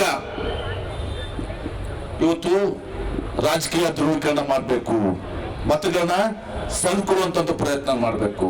ಇದೇ ಇವತ್ತು ದಿವಸ ಅವರ ಸಬ್ಕೆ ಸಾಥ್ ಸಬ್ಕೆ ವಿಕಾಸ್. ತಮ್ಮ ಜೊತೆಗೆ ನೋಟ್ ಬ್ಯಾನ್ ಆಯ್ತು. ನೋಟ್ ಬ್ಯಾನ್ ನಲ್ಲಿ ಇವತ್ತು ಸಹ ಏನು ತಪ್ಪು ನಿರ್ಧಾರ ತೆಗೆದುಕೊಂಡು ಇವತ್ತು ಅನೇಕ ಉದ್ಯಮಿಗಳು ಇವತ್ತು ಬಂದ್ಗಳಾದ್ರು. ಒಂದು ಸಣ್ಣ ಉದ್ಯಮಿಗಳು ಸಹ, ಅಂಗಡಿಗಳು, ವ್ಯಾಪಾರಸ್ಥರು, ಕಾಯಿಪಲ್ಲೆ ವ್ಯಾಪಾರಸ್ಥರು ಎಲ್ಲರೂ ಸಣ್ಣ ಕಿರಾಣಿ ಅಂಗಡಿಗಳು ಹಿಡ್ಕೊಂಡು ಎಲ್ಲವೂ ಕೂಡ ಇವತ್ತು ಸಹ ತೊಂದರೆಗೆ ಬಂದ್ರು. ಇವತ್ತು ಅನೇಕ ಜನ ಇವತ್ತು ಸಹ ಬ್ಯಾಂಕ್ ಮುಂದೆ ನಿಂತು ಇವತ್ತು ಸಹ ತಮ್ಮ ಪ್ರಾಣ ಸಹ ಕಳ್ಕೊಂಡ್ರು ಆ ಒಂದು ತಪ್ಪು ನಿರ್ಧಾರದಿಂದ. ತದನಂತರ ಕರೋನಾದಲ್ಲಿ ಇವತ್ತು ಸಹ ಕರೋನಾವನ್ನು ಸರಿಯಾಗಿ ನಿಭಾಯಿಸದೆ ಅಲ್ಲಿ ಕೂಡ ತಪ್ಪು ಹೆಜ್ಜೆಗಳನ್ನಿಟ್ಟು ಅನೇಕ ಮೌಢ್ಯಗಳನ್ನ ಬಿತ್ತು ಇವತ್ತು ವೈದ್ಯಕೀಯವಾಗಿ ಅದನ್ನು ಎದುರಿಸದೆ ಏನೇನೋ ಪ್ರಚಾರವನ್ನು ಮಾಡಿಕೊಳ್ಳುವಂತ ಪ್ರಯತ್ನವನ್ನು ಮಾಡಿದ ಮೂಲಕ ಇವತ್ತು ಅಲ್ಲಿನೂ ಕೂಡ ದೊಡ್ಡ ದೊಡ್ಡ ಉದ್ಯಮಿಗಳು, ಅನೇಕ ಉದ್ಯಮಗಳು ನಷ್ಟ ಆಯ್ತು. ಸಣ್ಣ ಉದ್ಯಮಗಳಾಯ್ತು, ರೈತರಿಗಾಯ್ತು. ಇವತ್ತು ರೈತರ ಬಗ್ಗೆ ಹೇಳ್ತಾ ಇದ್ರು, ಆದಾಯವನ್ನು ದ್ವಿಗುಣಗೊಳಿಸ್ತೀವಿ ಅಂತೇಳಿ. ಇವತ್ತು ಈ ಬೆಲೆ ಏರಿಕೆದಿಂದ ಬಡವರು, ಮಧ್ಯಮ ವರ್ಗದವರು ಕೂಡ ಇವತ್ತು ಸಹ ಯಾರಿಗೋ ಒಬ್ರಿಗೆ 10,000 ರೂಪಾಯಿ ಇವತ್ತು ಅವ್ರಿಗೆ ಸ್ಯಾಲ್ರಿ ಇದ್ರೆ, ಪಗಾರ ಇದ್ರೆ ಅವ್ರಿಗೆ, ಅವ್ರ ಮನೆಯಲ್ಲಿ ತಮ್ಮ ಮನೆಯನ್ನು ನಡೆಸ್ತಾ ಇದ್ರು. ಇವತ್ತು ಈ ಪೆಟ್ರೋಲು, ಡೀಸೆಲು, ಗ್ಯಾಸ್ ಸಿಲಿಂಡರ್ ಈ ಎಲ್ಲದರಿಂದ ಮಧ್ಯಮ ವರ್ಗದವರು ಕೂಡ ತತ್ತರಿಸಿ ಹೋಗಿದ್ದಾರೆ. ಮಾಧ್ಯಮ ಸ್ನೇಹಿತರು ಕೂಡ ತಾವು ಕೂಡ ತತ್ತರಿಸಿ ಹೋಗಿದ್ದೀರಿ. ನೀವು ಹೇಳ್ಕೊಳಕ್ ಆಗೋದಿಲ್ಲ ಅಷ್ಟೇ, ನಮ್ಗೆ ಗೊತ್ತಿದೆ. ಮಾಧ್ಯಮ ಸ್ನೇಹಿತರು ನೀವು ಕೂಡ ನಿಮ್ petrol rate, diesel rate, gas cylinder rate ನಿಮ್ ಮನೆಯಲ್ಲೂ ಕೂಡ ಸಹ ಈ ಬೆಲೆ ಏರಿಕೆಯನ್ನು ನೀವು ತತ್ತರಿಸಿ ಹೋಗಿದ್ದೀರಿ. ಇದಾಗಿಯೂ ಕೂಡ ಏನಾಗ್ತಿತ್ತು, ಹಿಂದೆ ಹರಿಪ್ರಸಾದ್ ಅವರು ಹೇಳಿದಾಗೆ ಒಂದು ಟೊಮೆಟೊ ರೇಟ್ ಜಾಸ್ತಿ ಆದಾಗ, ಉಳ್ಳಾಗಡ್ಡಿಗೆ ರೇಟ್ ಸಹ ಜಾಸ್ತಿ ಆದಾಗ ಡೆಲ್ಲಿಯಲ್ಲಿ ಸಹ ಗ್ಯಾಸ್ ಸಿಲಿಂಡರ್, ಉಳ್ಳಾಗಡ್ಡಿ ಬಕೆಟ್ ನಡ್ಕೊಂಡು ಟೊಮೆಟೊ ನಡ್ಕೊಂಡು ಸಹ ಪ್ರತಿಭಟನೆ ಮಾಡ್ತಿದ್ರು. 1 ರೂಪಾಯಿ 2 ರೂಪಾಯಿ ಹೆಚ್ಚಿಗೆ ಆದಾಗ ಇವತ್ತು ಡಬಲ್ ಆಗಿದೆ. ಡಬಲ್ ಆಗಿದೆ. ಅಚ್ಚೇ ದಿನ ಬಂದಿಲ್ಲ ಇವತ್ತು ದಿವಸ. ಇವತ್ತು ಒಂದು ಪರಿಸ್ಥಿತಿ ಬಂದಿದೆ. ಜನ ಹೇಳ್ತಾ ಇದಾರೆ, ಮೋದಿಜಿ आपका अच्छे दिन आप वापस ले लो. आप आने से जो पहले जो बुरे दिन थे, जो बुरे दिन में हमारा petrol rate, diesel rate, gas cylinder rate और कुकिंग ऑयल का रेट था, सीमेंट का रेट, डीजल और स्टील का रेट था, वो दिन हमारे को वापस दे दो. ಇದಾಗಿನೂ ಅವ್ರಿಗೆ ಹತ್ತಿಲ್ಲ ಹೊತ್ತು ಸಹ. ಇವತ್ತು ತಮ್ಮ ವೈಫಲ್ಯಗಳನ್ನ ಮುಚ್ಕೊಳ್ಳಕ್ಕೆ ಇವತ್ತು ಸಹ ಏನ್ ಮಾಡ್ತಾ ಇದಾರೆ, ಇಲ್ಲಿ ನಮ್ಮ ರಾಜ್ಯದಲ್ಲಿ ವಿಶೇಷವಾಗಿ ಹಿಜಾಬು, ಹಲಾಲು, ಮುಸ್ಲಿಂ ವ್ಯಾಪಾರಸ್ಥರಿಗೆ ಇವತ್ತು ಸಹ ನಿರ್ಬಂಧನೆ ಇರುವಂತದ್ದು, ಇಂಥ ಒಂದು ಅನಿಷ್ಟ ಕೆಟ್ಟ ಪದ್ಧತಿ ಅಂತ ಸಹ ಒಂದು ಧರ್ಮದ ವಿರೋಧವಾಗಿ ಇನ್ನೊಂದು ಧರ್ಮವನ್ನು ಎತ್ತಕ್ಕೆ ಹಾಕುವ ಮೂಲಕ ತಮ್ಮ ವೈಫಲ್ಯಗಳನ್ನ ಈ ಬೆಲೆ ಏರಿಕೆ ಆಡಳಿತದಲ್ಲಿ ಇವತ್ತು ಸಹ ಹೇಳ್ತಾ ಇದ್ರು.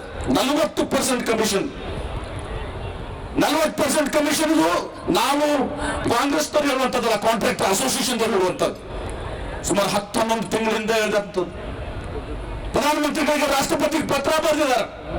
ಆದ್ರೆ ಪ್ರಧಾನಮಂತ್ರಿಗಳು ರಾಷ್ಟ್ರಪತಿಗಳು ಇದ್ರ ಮೇಲೆ ಏನು ಕೂಡ ಕ್ರಮ ಕೈಗೊಂಡಿಲ್ಲ. ಅದೇನು ಹೇಳ್ತಾರಲ್ಲ, ಮೌನಂ ಸಮ್ಮತಿ ಲಕ್ಷಣಂ ಅಂತೇಳಿ. ಅದೇ ಬೇರೆ ಬೇರೆ ರಾಜಕೀಯ ಪಕ್ಷದ ಧುರೀಣರ ಮೇಲೆ, ಅದು ಕಾಂಗ್ರೆಸ್ ಇರ್ಬೋದು, DMK ಇರ್ಬೋದು, ಮತ್ತೊಂದಿರ್ಬೋದು, TMC ಮಮತಾ ಬ್ಯಾನರ್ಜಿ ಇರ್ಬೋದು, ಅಲ್ಲಿ ಇರುವಂತಹ ಕಾಂಗ್ರೆಸ್ ಪಕ್ಷದ ಮುಖಂಡರು ಕಾರ್ಯಕರ್ತರ ಮೇಲೆ ದಿವಸ ED ಮತ್ತು CBI IT ರೇಡ್ ಮಾಡ್ತಾರೆ. ಇಲ್ಲಿ 40% ಕಮಿಷನ್ ಮೇಲೆ ಏನು ಕ್ರಮ ಕೈಗೊಂಡಿದ್ದೀರಿ? ಅದ್ರ ಬಗ್ಗೆ ಏನು ಮಾತನಾಡಿದಲ್ಲ. ಇದರರ್ಥ ಏನಾಗ್ತದೆ? ಅವರ ಒಂದು ಬೆಂಬಲ ಕೂಡ ಇವತ್ತು ಈ 40% ಕಮಿಷನ್ ಇದೆ ಅಂತ ಗೊತ್ತಾಗ್ತದೆ. ಇದು ಯಾರು ದುಡ್ಡಿಲ್ಲ? 40% ಕಮಿಷನ್ ಮಾಡ್ಕೊಂಡು ಹೋಗ್ತಾ ಹೋಗ್ಲಿ ಬಿಡ ತರ ಜನರ ತೆರಿಗೆಯಿಂದ ನಿಮ್ಮ ಬೆವರು ಸುರಿಸಿ ದುಡಿದಂತ ಹಣ ಇದು. ನಿಮ್ಮ ಹಣವನ್ನ ಸಾಮಾನ್ಯ ಜನರ ಹಣವನ್ನು ತುಳಿಸಿ ಲುಟ್ಟಿ ಬಿಡುವಂತ ಕೆಲಸ ಆಗ್ತಾ ಇದೆ. ಹೀಗಾಗಿ ನಾವು ಇದನ್ನೆಲ್ಲ ತಿಳ್ಕೋಬೇಕು. ಪ್ರಮುಖವಾಗಿ ನಾವು ನೋಡ್ತಾ ಇದ್ದೀವಿ ಇಷ್ಟೆಲ್ಲ ಅದು ಕೂಡ ತುಳಸ ಇನ್ನೂ ಜನರಿಗೆ ಆ ಬೆಲೆ ಏರಿಕೆ ಬಿಸಿ ಈ ನಮ್ಮೆಲ್ಲ ಏನು ಕಾರ್ಯಕ್ರಮಗಳು ನಾವು ಹಾಕೊಂಡಿದ್ದು ತುಳಸ ಸಾಮಾನ್ಯ ಜನರಿಗೆ ತುಳಿಸಿ ಹೋಗ್ಬೇಕಾಗಿರುವಂತದ್ದು. ನಮ್ಮ ಬೂತ್ ಕಮಿಟಿಗಳು, ನಮ್ಮ ಅಲ್ಲಿ ಸ್ಥಳೀಯ ನಾಯಕರು ಬೂತ್ ಕಮಿಟಿವರೆಗೆ ಹೋಗಿ ಆ ಬೂತ್ ನಲ್ಲಿ ತುಳಸ ಪ್ರತಿ ಮನೆಗೆ ಹೋಗಿ ತುಳಸ ಅದ್ರ ವಿಶೇಷವಾಗಿ ಮಹಿಳಾ ಕಾಂಗ್ರೆಸ್, ಯುವ ಕಾಂಗ್ರೆಸ್, ನಮ್ಮ ಬೂತ್ ಕಮಿಟಿ ಎಲ್ಲರೂ ಕೂಡಿ ಇವತ್ತು ಈ ಎಲ್ಲ ವಿಚಾರಗಳನ್ನ ಅವ್ರಿಗೆ ಮಂದಟ್ಟು ಮಾಡಿಕೊಂಡು ಈ ಬಿಜೆಪಿಯ ವೈಫಲ್ಯ ಏನಿದೆ, ಇವ್ರ ದುರಾಡಳಿತ ಏನಿದೆ, ಇವ್ರ ಅಕ್ಷರದಿಂದ ಏನಿದೆ, ಇವ್ರ ಸಬ್ಕೆ ಸಾಥ್ ಸಬ್ಕೆ ವಿಕಾಸ ಏನಿದೆ, ಇದನ್ನ ಜನರಿಗೆ ತಲುಪಿಸುವಂತ ಕೆಲಸ ಮಾಡಿದ್ರೆ ಮಾತ್ರ ಇವತ್ತು ದಿವಸ ನಾವು ಮತ್ತೆ ಈ ರಾಜ್ಯದಲ್ಲಿ 2023ರಲ್ಲಿ ಇವತ್ತು ದಿವಸ ವಾಪಸ್ ಅಧಿಕಾರಕ್ಕೆ ಬಂದು 140ರಿಂದ 150 ಸೀಟನ್ನು ಪಡ್ಕೊಂಡು ಒಂದು ಒಳ್ಳೆ ಆಡಳಿತವನ್ನು ತಿಳಿಸ್ಕೊಡ್ಲಿಕ್ಕೆ ದಿವಸ ಸಾಧ್ಯ ಆಗ್ತದೆ. ಅಧಿಕಾರಕ್ಕೆ ಬರುವುದು ಆಡಳಿತ ನಡೆಸಲಿಕ್ಕಲ್ಲ, ಅಧಿಕಾರ ಅನುಭವಿಸ್ಲಿಕ್ಕಲ್ಲ. 5 ವರ್ಷ ಸಿದ್ದರಾಮಯ್ಯ ನೇತೃತ್ವದ ಸರ್ಕಾರ ಮಾಡಿದಾಗ ಅನ್ನ ಭಾಗ್ಯ, ಕ್ಷೀರ ಭಾಗ್ಯ, ಕೃಷಿ ಭಾಗ್ಯ 169 ನಾವು ಭರವಸೆಯನ್ನು ಕೊಟ್ಟು 165 ಭರವಸೆಗಳನ್ನು ಈಡೇರಿಸಿದ್ವಿ. ಜನರ ಸೇವೆಯನ್ನು ಮಾಡಲಿಕ್ಕೆ, ಈ ರಾಜ್ಯವನ್ನು ಕಟ್ಟಲಿಕ್ಕೆ, ಈ ರಾಜ್ಯವನ್ನು ಅಭಿವೃದ್ಧಿ ಮಾಡಲಿಕ್ಕೆ ಅದನ್ನು ಮಾಡಬೇಕು. ತುಂಬ ಜನರ ಬದುಕನ್ನು ಕಟ್ಟುವಂತ ಕೆಲಸ ನಾವು ಮಾಡಬೇಕು. ಆದ್ರೆ ಬಿಜೆಪಿ ಮಾಡ್ತಿರುವಂತದ್ದು ಜನರ ಭಾವನೆಗಳನ್ನ ಕೆರಳಿಸುವಂತ ಕೆಲಸ ಮಾಡ್ತಾ ಇದೆ. ಹಸಿದವನಿಗೆ ಅನ್ನ ಬೇಕು, ವಿದ್ಯಾರ್ಥಿಗೆ ಶಿಕ್ಷಣ ಬೇಕು, ಮನೆ ಇರೋದು ಮನೆ ಬೇಕು, ಯುವಕರಿಗೆ ಉದ್ಯೋಗ ಬೇಕು, ಈ ರಾಜ್ಯ ಅಭಿವೃದ್ಧಿ ಆಗ್ಬೇಕು.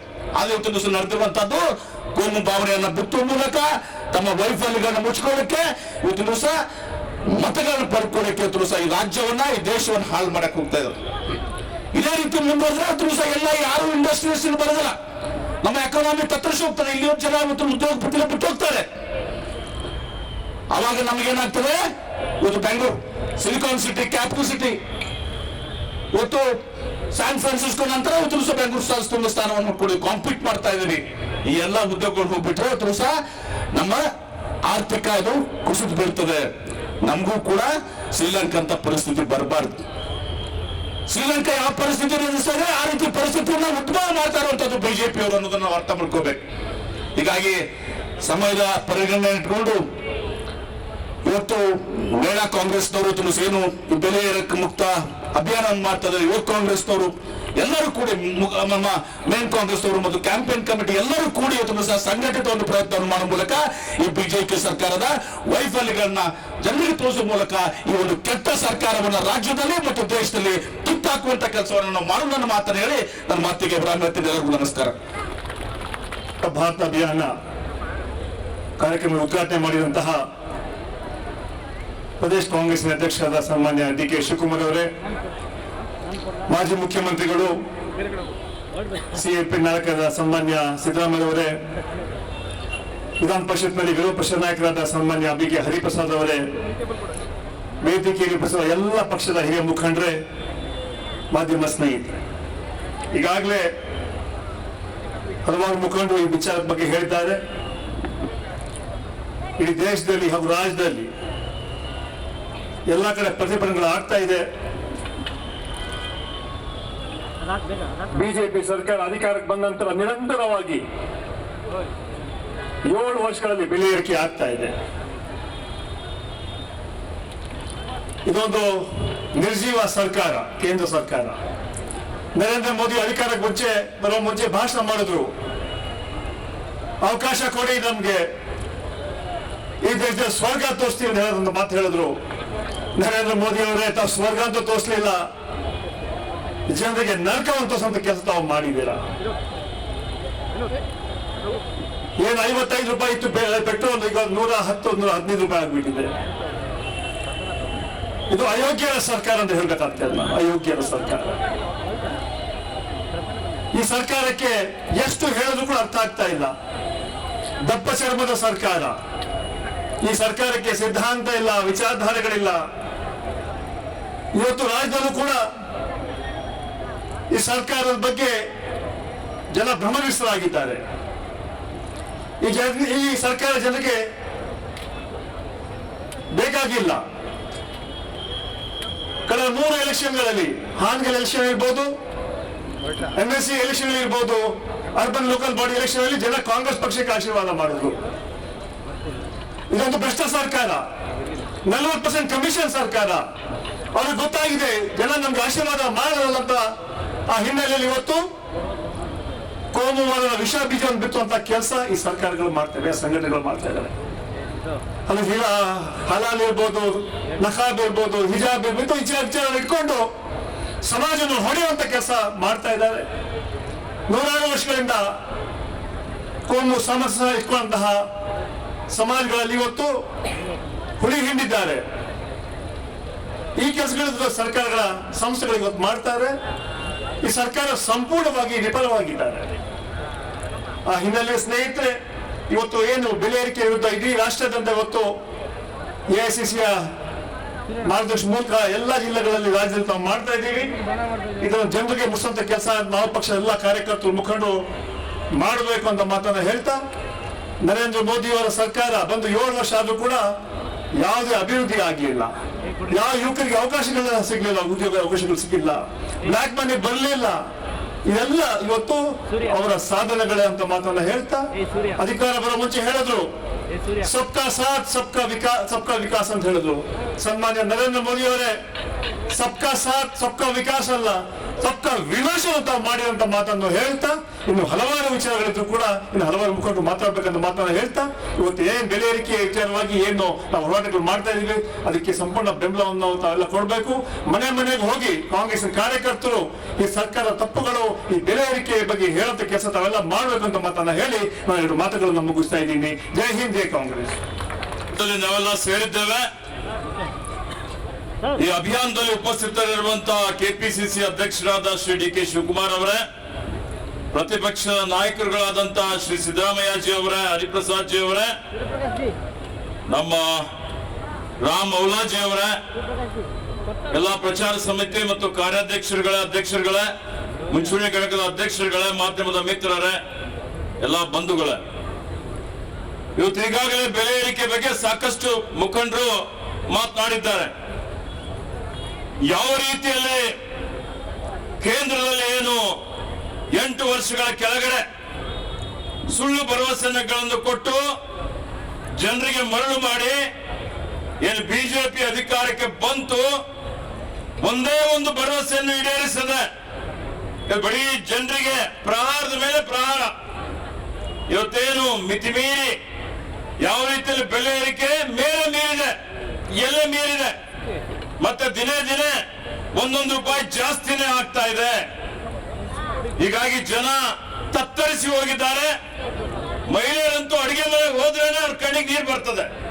ಇಲ್ಲಿ ಗ್ಯಾಸ್ ಬಿಟ್ಟು ನಾವು ಮತ್ತೆ ಉರುಳು ಕಟ್ಟಿಗೆ ಹತ್ರ ಹೋಗ್ಬೇಕಾಗ್ತದೆ ಅನ್ನುವಂತ ಒಂದು ಪರಿಸ್ಥಿತಿ ಇವತ್ತಿದೆ. ಈ ರಾಜ್ಯ ಮತ್ತು ಕೇಂದ್ರ ಸರ್ಕಾರದ ಏನ್ ದುರಾಡಳಿತ ಇದೆ, ಯಾವ ರೀತಿಯಲ್ಲಿ ನಡೀತಾ ಇದೆ, ಬ್ರಹ್ಮಾಂಡ ಭ್ರಷ್ಟಾಚಾರದಲ್ಲಿ ತೊಡಗಿದ್ದಾರೆ. ಪ್ರತಿಯೊಂದರಲ್ಲೂ ಇವತ್ತು ಸಾರ್ವಜನಿಕರ ಹಣ ಲೂಟಿ ಮಾಡ್ತಾ ಇದ್ದಾರೆ. ಬೆಲೆ ಏರಿಕೆಯಿಂದಲೇ 26 ಲಕ್ಷ ಕೋಟಿ ಬಡವರ ಜೇಬಿಗೆ ಕಲ್ಲು ಹಾಕಿದ್ದಾರೆ. ಅದರಲ್ಲಿ 40% ಅಲ್ಲ, ಅದು ಗುತ್ತಿಗೆದಾರ ಹೇಳಿದ್ದು. ನಿಜವಾಗಿ ಹೇಳಿದ್ರೆ ಈ ಸರ್ಕಾರ 100% ಭ್ರಷ್ಟಾಚಾರ ಸರ್ಕಾರ. ಅನೇಕ ಇಲಾಖೆಗಳಲ್ಲಿ ನಾವು ನೋಡ್ತಾ ಇದ್ದೇವೆ. ಆರೋಗ್ಯ ಇಲಾಖೆಯಲ್ಲಿ ತೆಗೆದುಕೊಂಡ್ರೆ, ಮೊನ್ನೆ ನಡೆದಂತ ಗಂಗಾ ಕಲ್ಯಾಣ್ ಟೆಂಡರ್ ತೆಗೆದುಕೊಂಡ್ರೆ ನೋಡಿದ್ರೆ ಮಾರುಕಟ್ಟೆ ಬೆಲೆಗೆ ಮತ್ತು ಇವರು ಖರೀದಿ ಮಾಡಿದಂತದ್ದು ಗುತ್ತಿಗೆ ಕೊಟ್ಟಂತ ಬೆಲೆ ನೋಡಿದ್ರೆ 100%, ಕೆಲವೊಂದು ಕಡೆ 150% ಭ್ರಷ್ಟಾಚಾರ ನಡೀತಾ ಇದೆ. ಇಡೀ ರಾಜ್ಯದ ನಮ್ಮ ಕರ್ನಾಟಕ ರಾಜ್ಯದ ಹೆಸರಿತ್ತು, ಆ ಹೆಸರಿಗೆ ಕಪ್ಪು ಚುಕ್ಕೆ ಕಳಂಕ ತರುವಂತಿದೆ. ಅದು ಭಾರತೀಯ ಜನತಾ ಪಕ್ಷ ಮಾಡ್ತಾ ಇದೆ. ನ ಖಾऊंगा ನ ಖಾನೆ दूंगा, मैं तो इस देश का चौकीदार बन के रहूंगा ಅಂತ ಹೇಳಿದ್ರು ಮೋದಿ ಅವರು. ಆದ್ರೆ ಈಗ ಅವ್ರ ಹೇಳಿಕೆ ಇವತ್ತು ಬದಲಾವಣೆ ಮಾಡಿಕೊಳ್ಬೇಕು. ನಾನು ತಿಂತೀನಿ, ನಾನು ನಮ್ಮ ಪಕ್ಷದ ಕಾರ್ಯಕರ್ತರಿಗೆ ತಿನ್ನಲಿಕ್ಕೆ ಬಿಡ್ತೀನಿ ಅನ್ನುವಂಥದ್ದು ಬರೀ ಸುಳ್ಳು. ಎಲ್ಲ ರೀತಿಯಲ್ಲಿ ಇವತ್ತು ರೈತರ ಆದಾಯ ದುಪ್ಪಟ್ಟು ಮಾಡ್ತೀವಿ, ರೈತರ ಕಷ್ಟದಲ್ಲಿದ್ದಾರೆ. ನಾವು ಮಾಡಿದಂತ ಕಾರ್ಯಕ್ರಮಗಳೆಲ್ಲವನ್ನು ಇವರು ರದ್ದು ಮಾಡಿದ್ದಾರೆ. ಇವತ್ತು ಆತ್ಮಹತ್ಯೆಗಳು ಹೆಚ್ಚಿಗೆ ಆಗ್ತಾ ಇದೆ.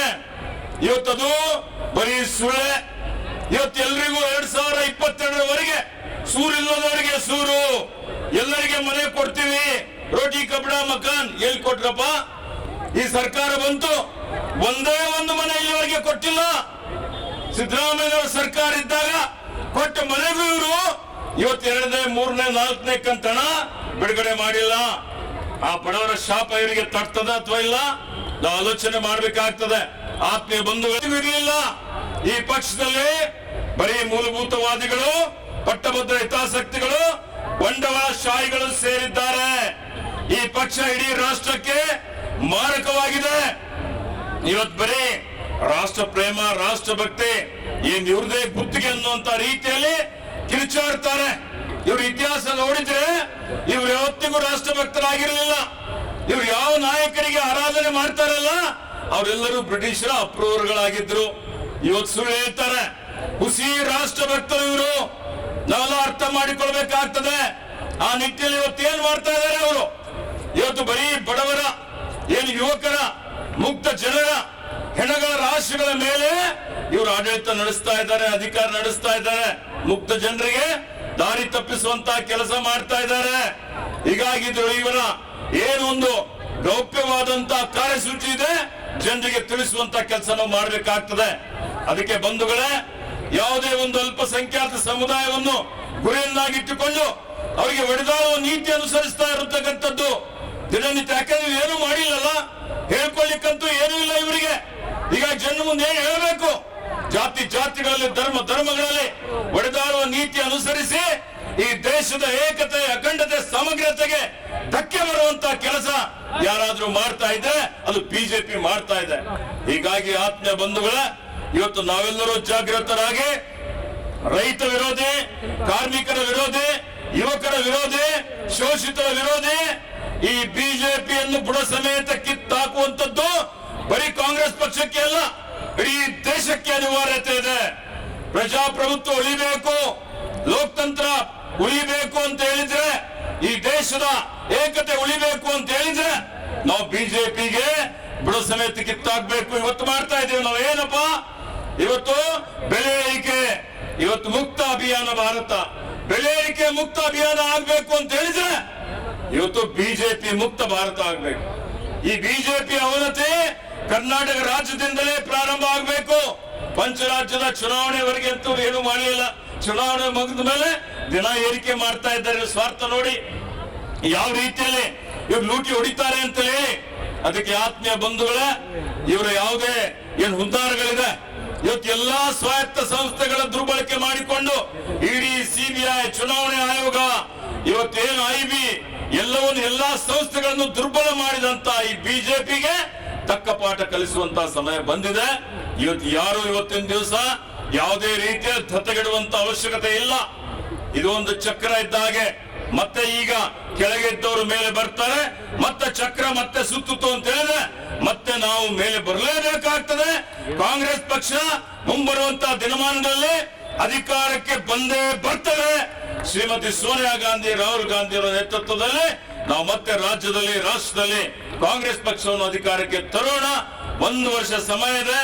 1 ವರ್ಷಗಳವರೆಗೆ ನಿರಂತರವಾಗಿ ಶ್ರಮ ಪಟ್ಟು ನಮ್ಮಲ್ಲಿರುವಂತ ಎಲ್ಲ ಮತಭೇದಗಳನ್ನು ದೂರ ಮಾಡಿ ಒಂದೇ ಒಂದು ಸಂಕಲ್ಪ, ಕಾಂಗ್ರೆಸ್ ಪಕ್ಷವನ್ನು ಪುನಃ ಅಧಿಕಾರಕ್ಕೆ ತರೋಣ ಅನ್ನುವಂತ ಮಾತನ್ನು ಹೇಳಿ ನಾನು 2 ಮಾತು ಮುಗಿಸ್ತೇನೆ. ಜೈ ಹಿಂದ್, ಜೈ ಕರ್ನಾಟಕ, ಜೈ ಕಾಂಗ್ರೆಸ್.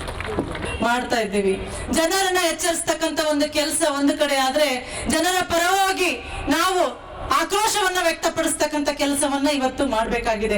ಅಂತ ಒಂದು ಕೆಲಸವನ್ನ ಇವತ್ತು ನಮ್ಮ ನಾಯಕರಾದಂತಹ ಶ್ರೀ ಡಿ.ಕೆ. ಶಿವಕುಮಾರ್ ಸಾಹೇಬ್ರ ಒಂದು ನೇತೃತ್ವದಲ್ಲಿ, CLP ನಾಯಕರಾದಂತಹ ಶ್ರೀ ಸಿದ್ದರಾಮಯ್ಯನವರ ನೇತೃತ್ವದಲ್ಲಿ, ಹರಿಪ್ರಸಾದ್ ಸಾಹೇಬ್ರು ಮತ್ತು ನಮ್ಮ ಇನ್ಚಾರ್ಜ್ ಆದಂತಹ ರಮೀಂದರ್ ಸರ್ ಅವರ ನೇತೃತ್ವದಲ್ಲಿ ಇವತ್ತೆಲ್ಲ ಕಾರ್ಯಾಧ್ಯಕ್ಷಗಳು ಮತ್ತು ಪ್ರಚಾರ ಸಮಿತಿಯ ಅಧ್ಯಕ್ಷರು ಇವರೆಲ್ಲರ ಒಂದು ಸಮ್ಮುಖದಲ್ಲಿ ನಾವು ಇವತ್ತು ಮಾಡ್ತಾ ಇದ್ದೇವೆ. ಇವತ್ತು ಎಲ್ಲ ನಾಯಕರು ಮಾತನಾಡುವಾಗ ಬಹಳ ವಿಚಾರಗಳನ್ನು ನಮಗೆ ತಿಳಿಸಿದ್ರು.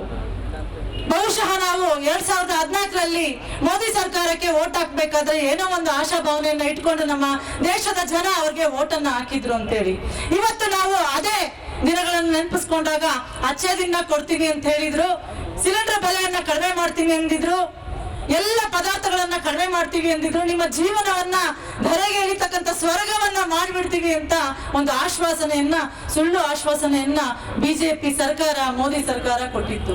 ಇವತ್ತು 8 ವರ್ಷಗಳು ಕಳೆದಿದೆ. ಒಂದೇ ಒಂದು ಭರವಸೆ ಕೂಡ ಇವತ್ತು ಅವರು ಈಡೇರಿಸಲಿಕ್ಕೆ ಸಾಧ್ಯವಾಗಲಿಲ್ಲ. ಡಿಮಾನಿಟೈಸೇಷನ್ ಇಂದ ಹಿಡಿದು ಇವತ್ತು ಬೆಲೆಯನ್ನ ಏರಿಸಿದವರೆಗೂ ಕೂಡ ಜನರ ಒಂದು ಜೀವವನ್ನ ಇವತ್ತು ಹಿಂಡುತ್ತಾ ಇದ್ದಾರೆ. ಮಹಿಳಾ ಕಾಂಗ್ರೆಸ್ ಕೂಡ ಇವತ್ತು ತಾವು ನೋಡ್ತಾ ಇದ್ದೀರಾ, ಒಂದು ಚಳುವಳಿಯಾಗಿ ಇವತ್ತು ನೋಡ್ತಾ ಇದ್ದೀರಿ. ನಮ್ಮ ನ್ಯಾಷನಲ್ ಪ್ರೆಸಿಡೆಂಟ್ ಆದ ನೆಟ್ಟೋ ಡಿಸೋಜ ಅವರು ಸ್ಮೃತಿ ಇರಾನಿ ಅವ್ರನ್ನ ಯಾವ ರೀತಿ ಪ್ರಶ್ನೆಗಳನ್ನ ಕೇಳಿದ್ರು ಅಂತೇಳಿ, ಇವತ್ತು ನಾವು ಮಾಡ್ಬೇಕಾಗಿರೋದು ಅದೇ ಒಂದು ಕೆಲಸವನ್ನ. ನಾವು ಪ್ರತಿಯೊಬ್ಬರಿಗೂ ಜನರ ಬಳಿಗೆ, ಮನೆಗೆ, ಬೂತ್ಗಳಿಗೆ ಹೋದಾಗ ಜನರಿಗೆ ಒಂದು ಎಚ್ಚರಿಕೆಯನ್ನ ನಾವು ಕೊಡಬೇಕಾಗಿದೆ, ಅವ್ರಿಗೆ ಒಂದು ಪಾಠವನ್ನ ತಿಳಿಸ್ಬೇಕಾಗಿದೆ. ಏನಂತಂದ್ರೆ, ಯಾವುದೇ ಬಿಜೆಪಿ ನಾಯಕರು ಕೂಡ ನಿಮ್ಗೆ ಸಿಕ್ಕಿದಾಗ, ನಿಮ್ಮ ಮನೆಗಳ ಹತ್ರ ಬಂದಾಗ ಅವ್ರನ್ನ ಪ್ರಶ್ನೆ ಮಾಡೋದನ್ನ ಮರಿಬೇಡಿ, ಪ್ರಶ್ನೆಯನ್ನ ಮಾಡ್ರಿ. ಅವರ ಭರವಸೆಗಳು ಏನಾಯ್ತು ಅನ್ನೋದನ್ನ ನೀವು ಕೇಳಬೇಕು ಅನ್ನೋದೇ ನಾವು ಇವತ್ತು ಮಾಡಬೇಕಾದಂತ ಒಂದು ಕೆಲಸ.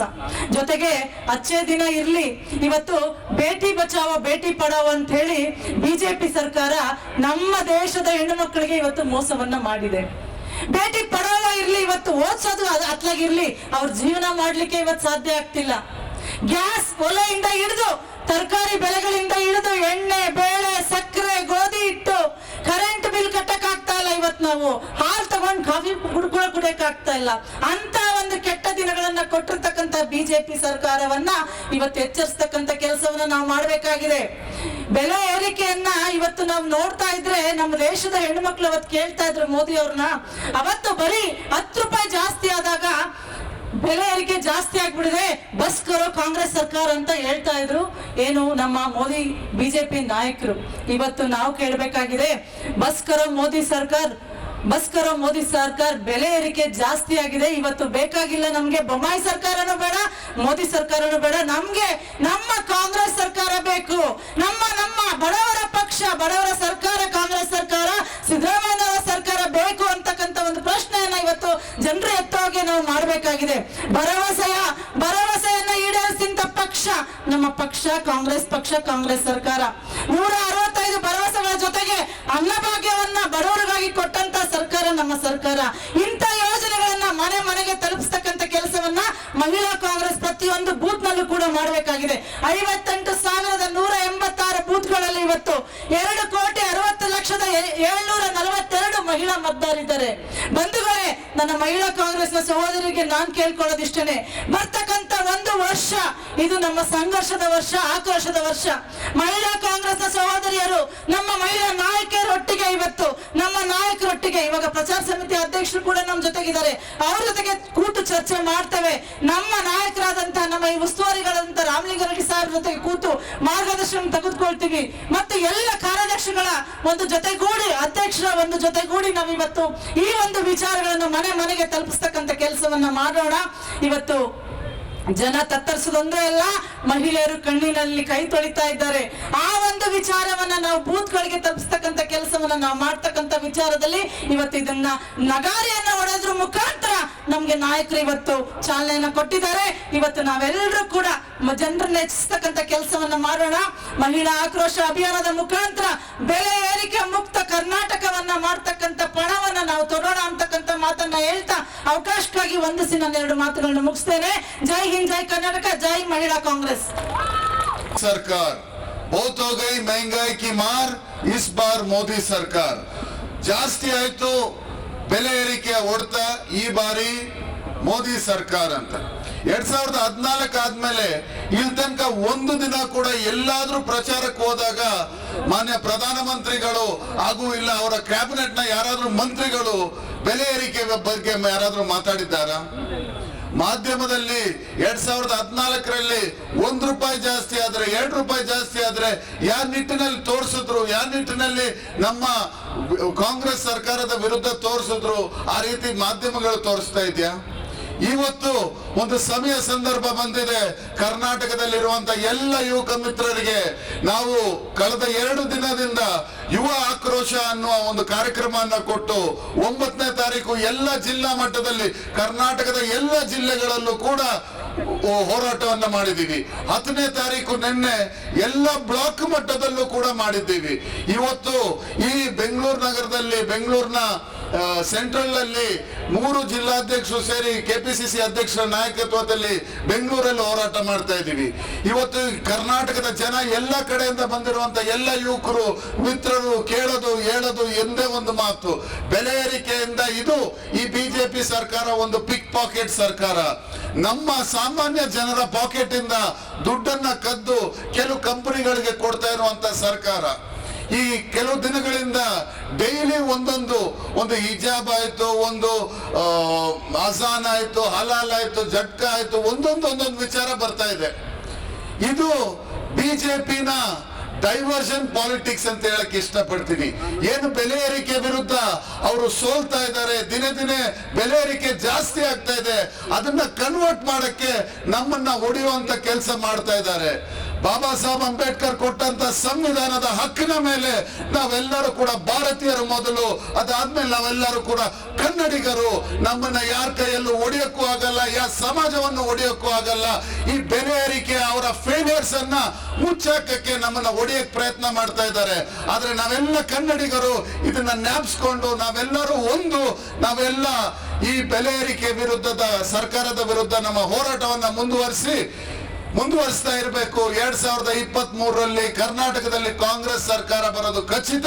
ಅದಕ್ಕೆ ಯೂತ್ ಕಾಂಗ್ರೆಸ್ ನ ಪ್ರಬಲವಾದಂತ ಕೆಲಸ ಇರುತ್ತೆ ಅಂತ ಹೇಳ್ತಾ ನನ್ನ ಮಾತನ್ನು ಮುಗಿಸ್ತೀನಿ. ಜೈ ಹಿಂದ್, ಜೈ ಕರ್ನಾಟಕ, ಜೈ ಯೂತ್ ಕಾಂಗ್ರೆಸ್. ಮುಕ್ತ ಭಾರತ ಅಭಿಯಾನ ಕಾರ್ಯಕ್ರಮದಲ್ಲಿ ಭಾಗವಹಿಸಿರ್ತಕ್ಕಂಥ ಪ್ರದೇಶ ಕಾಂಗ್ರೆಸ್ ಸಮಿತಿಯ ಅಧ್ಯಕ್ಷರಾದಂಥ ಶ್ರೀ ಡಿ.ಕೆ. ಶಿವಕುಮಾರ್ ಅವರ ವಿಧಾನ ಪರಿಷತ್ತಿನಲ್ಲಿ ವಿರೋಧ ಪಕ್ಷದ ನಾಯಕರಾದಂಥ ಶ್ರೀ ಹರಿಪ್ರಸಾದ್ ಅವರ, ರಾಜ್ಯ ಪ್ರಚಾರ ಸಮಿತಿಯ ಅಧ್ಯಕ್ಷರಾದಂಥ ಎಂ.ಬಿ. ಪಾಟೀಲ್ ಅವರ, ಎಲ್ಲ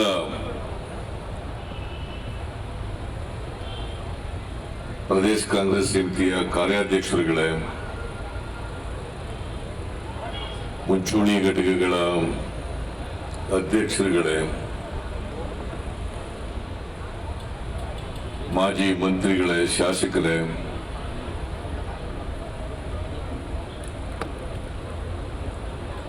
ಮಹಿಳಾ ಬಂಧುಗಳೇ,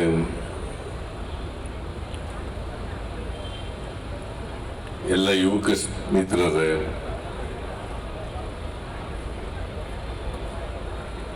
ಮಾಧ್ಯಮದ ಎಲ್ಲ ಗೆಳೆಯರು,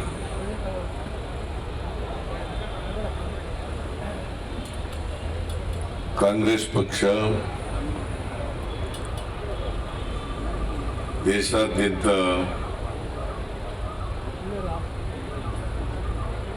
ನರೇಂದ್ರ ಮೋದಿ ಅವರ ಸರ್ಕಾರ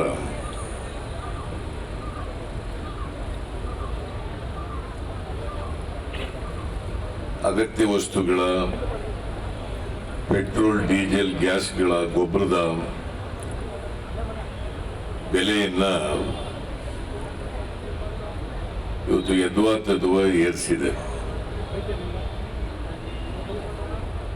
ಅದಕ್ಕಾಗಿ ಕಾಂಗ್ರೆಸ್ ಪಕ್ಷ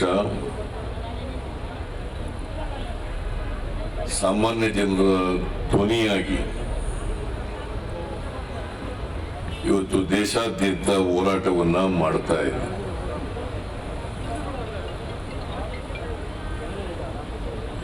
ಪ್ರದೇಶ ಕಾಂಗ್ರೆಸ್ ಸಮಿತಿ ಇವತ್ತು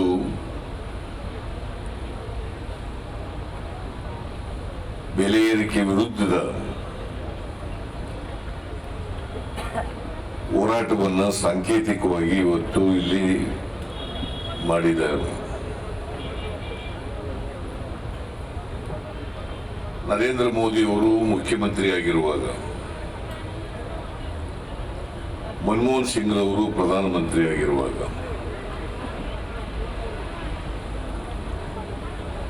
ಇದೇ ನರೇಂದ್ರ ಮೋದಿ ಅವರ ನಾಯಕತ್ವದಲ್ಲಿ ಅವತ್ತು ಸ್ವಲ್ಪ ಬೆಲೆ ಏರಿಕೆ ಆದರೂ ಕೂಡ ಹೋರಾಟವನ್ನ ಮಾಡಿದ್ರು. ಮನಮೋಹನ್ ಸಿಂಗ್ ಅವರ ಸರ್ಕಾರವನ್ನ ಬಹಳ ಕಟುವಾದ ಶಬ್ದಗಳಿಂದ ಇದೇ ನರೇಂದ್ರ ಮೋದಿ ಅವರು ಟೀಕೆ ಮಾಡಿದ್ರು ಅಂತಕ್ಕಂಥದ್ದನ್ನ ತಾವು ಇವತ್ತು ನೆನಕಬೇಕಾಗ್ತದೆ.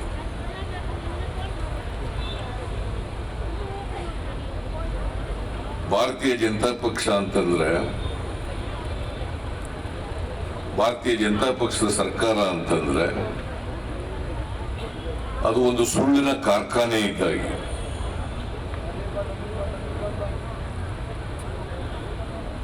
ನರೇಂದ್ರ ಮೋದಿ ಅವರು ಪ್ರಧಾನಮಂತ್ರಿ ಆದ್ಮೇಲೆ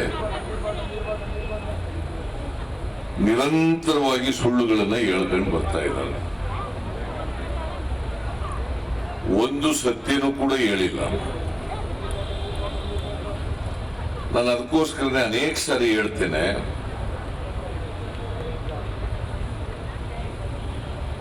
ಸ್ವತಂತ್ರ ಭಾರತದಲ್ಲಿ ಅನೇಕ ಜನ ಪ್ರಧಾನಮಂತ್ರಿಗಳು ಬಂದು ಹೋಗಿದ್ದಾರೆ. ಆದ್ರೆ ನರೇಂದ್ರ ಮೋದಿ ಅವರಷ್ಟು ಸುಳ್ಳು ಹೇಳುವಂತ ಪ್ರಧಾನಮಂತ್ರಿ ಈ ದೇಶದಲ್ಲಿ ಯಾರು ಬಂದಿರಲಿಲ್ಲ ಅಂತಕ್ಕಂಥದ್ದನ್ನ ತಿಳ್ಕೋಬೇಕಾಗ್ತದೆ. ಇದೇ ನರೇಂದ್ರ ಮೋದಿ ಅವರು ಹೇಳಿದ್ರು, ಅಚ್ಚೇ ದಿನ್ ಆಯೆಂಗೆ ಅಂತ.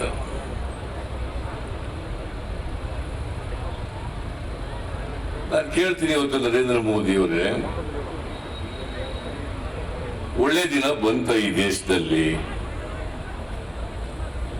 ಬಡವರಿಗಿರ್ಬೋದು, ರೈತರಿಗಿರ್ಬೋದು, ಸಾಮಾನ್ಯ ಜನರಿಗಿರ್ಬೋದು, ಮಹಿಳೆಯರಿಗಿರ್ಬೋದು, ಯುವಕರಿಗಿರ್ಬೋದು,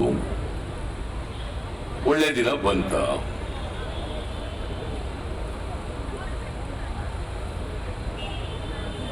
ಮನಮೋಹನ್ ಸಿಂಗ್ ಅವರು ಪ್ರಧಾನಮಂತ್ರಿ ಆಗಿ ಕೆಳಗಿಳಿದದ್ದು 1914ನೇ ಇಸ್ವಿ. ನರೇಂದ್ರ ಮೋದಿ ಅವರು ಮೇ ತಿಂಗಳಲ್ಲಿ ಪ್ರಧಾನಮಂತ್ರಿ ಆದರು. ಮುಂದಿನ ಮೇ ತಿಂಗಳು 26ನೇ ತಾರೀಕಿಗೆ 8 ವರ್ಷಗಳು ತುಂಬುತ್ತಾ ಇದ್ದಾವೆ.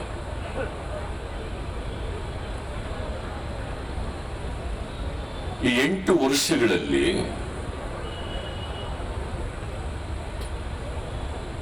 ನೀವು 2014ರಲ್ಲಿ ಕೊಟ್ಟಿರ್ತಕ್ಕಂಥ ಯಾವುದಾದ್ರೂ ಭರವಸೆ ಈಡೇರಿಸಿರ್ತಕ್ಕಂಥ ನಿದರ್ಶನವನ್ನ ಕೊಡಿ ನೋಡೋಣ ಜನರ ಮುಂದೆ.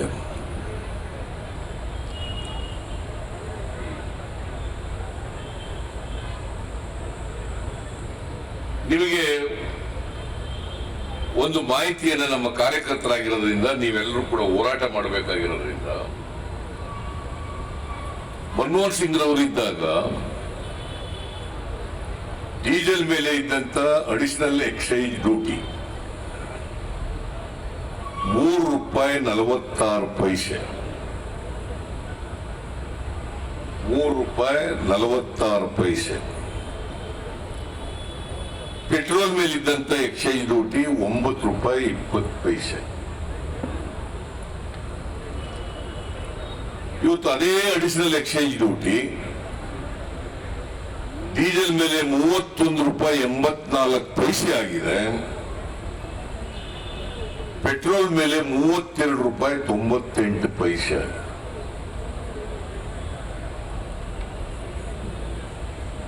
ಇದು ಅಂತಾರಾಷ್ಟ್ರೀಯ ಮಾರುಕಟ್ಟೆನಲ್ಲಿ ಕಚ್ಚಾ ತೈಲದ ಬೆಲೆ ಆಗ್ತಕ್ಕಂಥ ಬೆಲೆ ಏರಿಕೆ ಅಲ್ಲ, ಇದು ಸರ್ಕಾರ ವಸೂಲು ಮಾಡ್ತಕ್ಕಂಥ ದುಡ್ಡು. ₹3.46 ಡೀಸೆಲ್ ಮೇಲೆ 31 ರೂಪಾಯಿ 84 ಪೈಸೆ ಆಯಿತು. ಪೆಟ್ರೋಲ್ ಮೇಲೆ 9 ರೂಪಾಯಿ 20 ಪೈಸೆಯಿಂದ 32 ರೂಪಾಯಿ 98 ಪೈಸೆ ಆಯಿತು. ನರೇಂದ್ರ ಮೋದಿ ಅವರೇ, ಇದು ಅಗಲ್ ದರೋಡೆ ಅಲ್ವಾ? ಇದು ಉತ್ತರ ಹೇಳ್ಬೇಕು. ನರೇಂದ್ರ ಮೋದಿ ಅವರು ಪ್ರಧಾನಮಂತ್ರಿ ಆದಮೇಲೆ ಬರೀ ಎಕ್ಸೈಸ್ ಡ್ಯೂಟಿ ಒಂದರಲ್ಲೇ ಪೆಟ್ರೋಲ್ ಮತ್ತು ಡೀಸೆಲ್ ಮೇಲೆ 26 ಲಕ್ಷ ಕೋಟಿ ಅವ್ರಿಗೂ ವಸೂಲಾಗಿದೆ. ಎಷ್ಟು? 26 ಲಕ್ಷ ಕೋಟಿ. ಯಾರಿಗೇನ್ರಿ ಏನ್ ಮಾಡ್ತಾ ಇರೋದು? ಈ ಕಡೆ ತಿಳಿ ಕಡೆ ಅಲ್ಲೇನ್ ಗುಸ್ಗುಸು ಅಂತ ಗುಂಪು ಮಾಡ್ತಾ ಇದ್ರಿ. ಈ ಕಡೆ ಬರಪ್ಪ.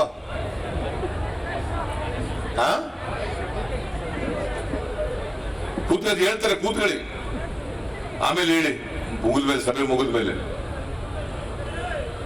26 ಲಕ್ಷ ಕೋಟಿ ಬರೀ ಪೆಟ್ರೋಲ್ ಡೀಸೆಲ್ ಮೇಲೆ ಅಡಿಷನಲ್ ಎಕ್ಸೈಸ್ ಡ್ಯೂಟಿನಲ್ಲಿ ಲೂಟಿ ಹೊಡೆದಿಲ್ಲ. ಇದು ಅಗಲು ದರೋಡೆ. ನಿಮಗೆ ಸಾಮಾನ್ಯ ಜನರಿಗೆ, ರೈತರಿಗೆ ಒಳ್ಳೇದು ಮಾಡಬೇಕು ಅನ್ನೋದಾದ್ರೆ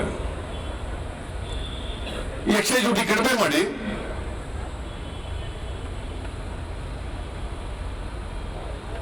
ಡೀಸೆಲ್ ಮೇಲೆ 31 ರೂಪಾಯಿ 84 ಪೈಸೆ ಹಾಕತ್ತಿದ್ದೀರಲ್ಲ, ಅದು 10 ರೂಪಾಯಿ ಮಾಡಿ. ಪೆಟ್ರೋಲ್ ಮೇಲೆ 32 ರೂಪಾಯಿ 98 ಪೈಸೆ ಹಾಕತ್ತಿದ್ದೀರಲ್ಲ, ಅದು 15 ರೂಪಾಯಿ ಮಾಡಿ. ಯಾಕೆ ಹೆಚ್ಚಿಸಿದ್ದೀರಿ?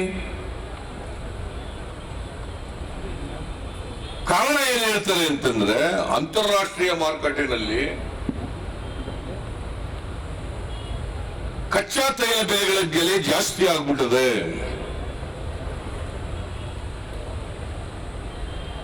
ನರೇಂದ್ರ ಮೋದಿ ಅವರು ಪ್ರಧಾನಮಂತ್ರಿ ಆದ ಮೇಲೆ ಕಚ್ಚಾ ತೈಲ ಬೆಲೆ ಕಡಿಮೆ ಆಗಿತ್ತು, ಮತ್ತೆ ಈಗ ಏರಿಕೆ ಆಗ್ತಾ ಇದೆ. 15-16ರಲ್ಲಿ ನರೇಂದ್ರ ಮೋದಿ ಅವರೇ $46 ಒಂದು ಬ್ಯಾರೆಲ್ಗಿತ್ತು. ಆಗ ಎಷ್ಟು ಕಡಿಮೆ ಮಾಡಿದ್ರಿ? ಅದೇ ಮನಮೋಹನ್ ಸಿಂಗ್ ಅವರ ಕಾಲದಲ್ಲಿ $118-119 ಇತ್ತು. $46 ಬಂತಲ್ಲ, ನೀವ್ಯಾಕೆ ಕಡಿಮೆ ಮಾಡಕ್ಕಾಗ್ಲಿಲ್ಲ? ಅದೇ ಇವತ್ತು $118 ಆಗಿದೆ. ಕ್ರಮೇಣ ಏರ್ಕೊಂಡು ಹೋಗಿ ಇವತ್ತು $118 ಒಂದು ಬ್ಯಾರೆಲ್ಗಾಗಿದೆ. ನರೇಂದ್ರ ಮೋದಿ ಅವರ ಕಾಲದಲ್ಲಿ ಡೀಸೆಲ್ ಬೆಲೆ 1 ಲೀಟರ್ಗೆ $46, ಪೆಟ್ರೋಲ್ ಬೆಲೆ $68. ಯಾವಾಗ? $118-119 ಇದ್ದಾಗ.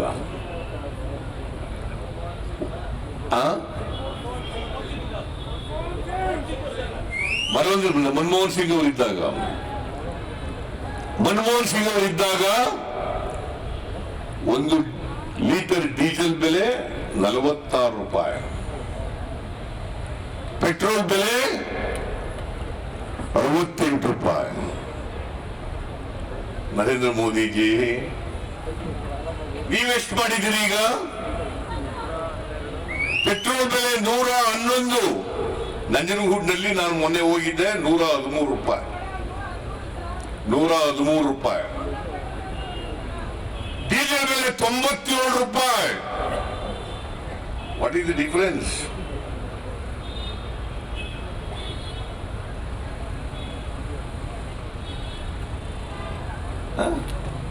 Is it not a daylight ಡಕಾಯಿತಿ?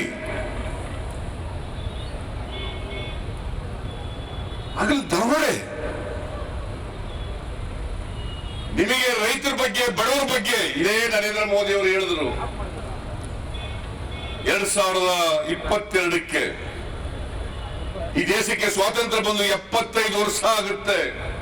ನಾನು ರೈತರ ಆದಾಯವನ್ನ ದುಪ್ಪಟ್ಟು ಮಾಡುತ್ತೇನೆ, ದುಪ್ಪಟ್ಟು ಮಾಡ್ತೇನೆ.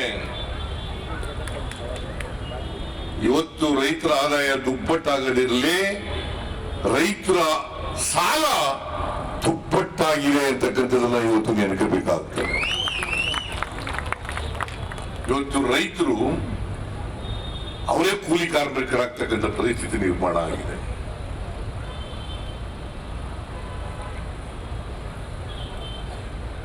ಬಡತನ ಕೆಳಕ್ಕೆ ಹೋಗ್ತಾ ಇದೆ.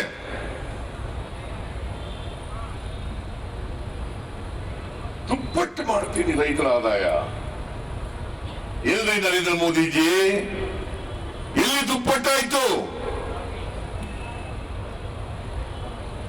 ಗೊಬ್ಬರದ ಬೆಲೆ ಎಷ್ಟು ಏರಿಸಿದ್ದಾರೆ ಗೊತ್ತಾ ನಿಮಗೆ? ಮೊನ್ನೆ DAP 1 ಟನ್ DAP ಬೆಲೆ 300 ರೂಪಾಯಿ ಜಾಸ್ತಿ ಮಾಡಿದ್ದಾರೆ. ಒಂದು ಬ್ಯಾಗು ಅಂದ್ರೆ 50 kg ಇರ್ತದೆ. 50 kg DAP 150 ರೂಪಾಯಿ ಜಾಸ್ತಿ ಮಾಡಿದ್ದೀರಿ. ಈಗ ಮೊನ್ನೆ 1ನೇ ತಾರೀಕು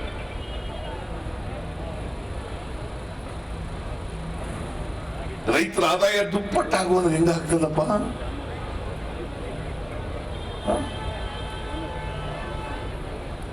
ಗೊಬ್ಬರದ ಬೆಲೆ ಏರ್ತು. ಗೊಬ್ಬರಕ್ಕೆ ಸಬ್ಸಿಡಿ 2021ರಲ್ಲಿ 1,27,900 ಕೋಟಿ ಕೊಡ್ತಾ ಇದ್ರು.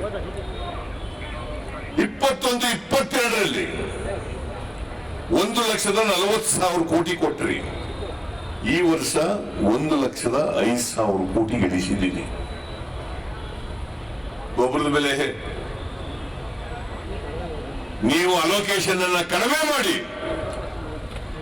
ರೈತರಿಗೆ ಕೊಡ್ತಿದ್ದಂತ ಸಬ್ಸಿಡಿಯನ್ನ ಕಡಿಮೆ ಮಾಡಿ, ಇವತ್ತು ರೈತರ ತಲೆ ಮೇಲೆ ಚಪ್ಪಲಿ ಎಳಿತಕ್ಕಂಥ ಕೆಲಸವನ್ನ ಮಾಡಿದ್ದೀರಿ. ಗ್ಯಾಸ್ ಇಲ್ಲೆಲ್ಲ ಹೆಣ್ಮಕ್ಳು ಕೂತಿದ್ದಾರೆ. ಮನಮೋಹನ್ ಸಿಂಗ್ ಅವರ ಕಾಲದಲ್ಲಿ ಗ್ಯಾಸ್ 2014ರಲ್ಲಿ ಒಂದು ಇದಕ್ಕೆ ಏನು ಸಿಲಿಂಡರ್ಗೆ 14.2 kg ಇರ್ತಕ್ಕಂಥ ಸಿಲಿಂಡರ್ಗೆ 414 ರೂಪಾಯಿ ಇತ್ತು. 414 ರೂಪಾಯಿ. ಆಗ ಮನಮೋಹನ್ ಸಿಂಗ್ ಅವರು ಸಬ್ಸಿಡಿ ಕೊಡ್ತಾ ಇದ್ರು. ಇವತ್ತು ಸುಮಾರು 1,000 ರೂಪಾಯಿ. 1,000 ರೂಪಾಯಿ. ಎಷ್ಟು ಹೆಚ್ಚಾಯ್ತು? ಸುಮಾರು 600 ರೂಪಾಯಿ ಹೆಚ್ಚಾಯ್ತು. ಕಮರ್ಷಿಯಲ್ ಗ್ಯಾಸ್ 250 ರೂಪಾಯಿ ಜಾಸ್ತಿ ಆಯಿತು. ಇದು 50 ರೂಪಾಯಿ ಜಾಸ್ತಿ ಆಯಿತು. ಈಗ ಮೊನ್ನೆ 50 ರೂಪಾಯಿ ಜಾಸ್ತಿ ಮಾಡಿ. ನರೇಂದ್ರ ಮೋದಿಜಿ ಆ ಹೆಣ್ಮಕ್ಳಿಗೆ ಪಾಪ ಇವತ್ತು ಶೋಷಣೆ ಮಾಡಕ್ ಹೊರಟಿದ್ದೀರಲ್ಲ. ಸಾಮಾನ್ಯ ಜನರ ಆದಾಯ ಜಾಸ್ತಿ ಆಗಿದೆಯಾ? ನಿಮ್ಮ ಆದಾಯ 2 ಪಟ್ಟು 3 ಪಟ್ಟು ಜಾಸ್ತಿ ಆಗಿದೆಯಾ? ಎಲ್ಲಿಂದ ಕೊಡ್ತೀರಿ? ಇದನ್ನ ಜನರಿಗೆ ತಿಳಿಸಬೇಕು. ಹೇಗೆ ಮೋದಿ ಸರ್ಕಾರ ಬಡ ಜನರಿಗೆ ಅನ್ಯಾಯ ಮಾಡ್ತಾ ಇದೆ, ಸುಲಿಗೆ ಮಾಡ್ತಾ ಇದೆ, ದರೋಡೆ ಮಾಡ್ತಾ ಇದೆ ಅಂತಕ್ಕಂಥದ್ದನ್ನ ತಿಳಿಸಬೇಕಾಗ್ತದೆ. ನಿಮಗೆ ಆಶ್ಚರ್ಯ ಆಗುತ್ತೆ, ಈ ಕಾರ್ಪೊರೇಟ್ ಬಾಡಿಗಳಿದಾವಲ್ಲ, ಇವರ ಟ್ಯಾಕ್ಸು 35% ಇತ್ತು. ಈ ಮೋದಿ ಬಂದ ಮೇಲೆ ಈ ಟ್ಯಾಕ್ಸ್ 23% ಇಳಿದಿದೆ.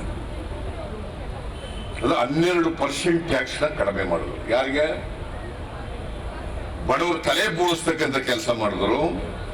ಶ್ರೀಮಂತರಿಗೆ 12% ಟ್ಯಾಕ್ಸ್ ಅನ್ನ ಕಡಿಮೆ ಮಾಡಿದ್ರು.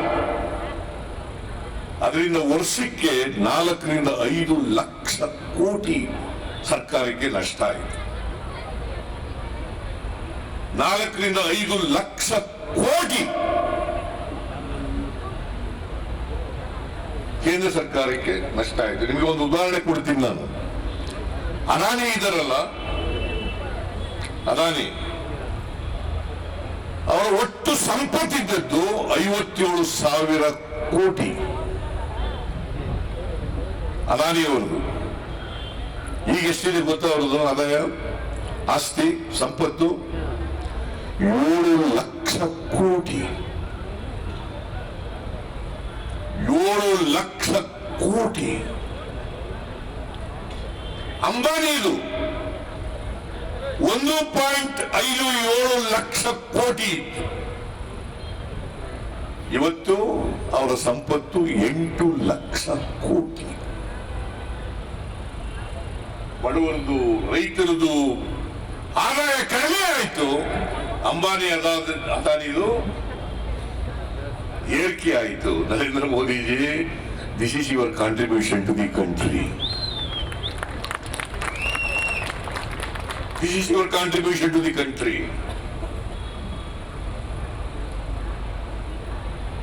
ನರೇಂದ್ರ ಮೋದಿ ಪ್ರಧಾನಮಂತ್ರಿ ಆದಾಗ ಈ ದೇಶದ ಮೇಲೆ ಸಾಲ 53,11,000 ಕೋಟಿ.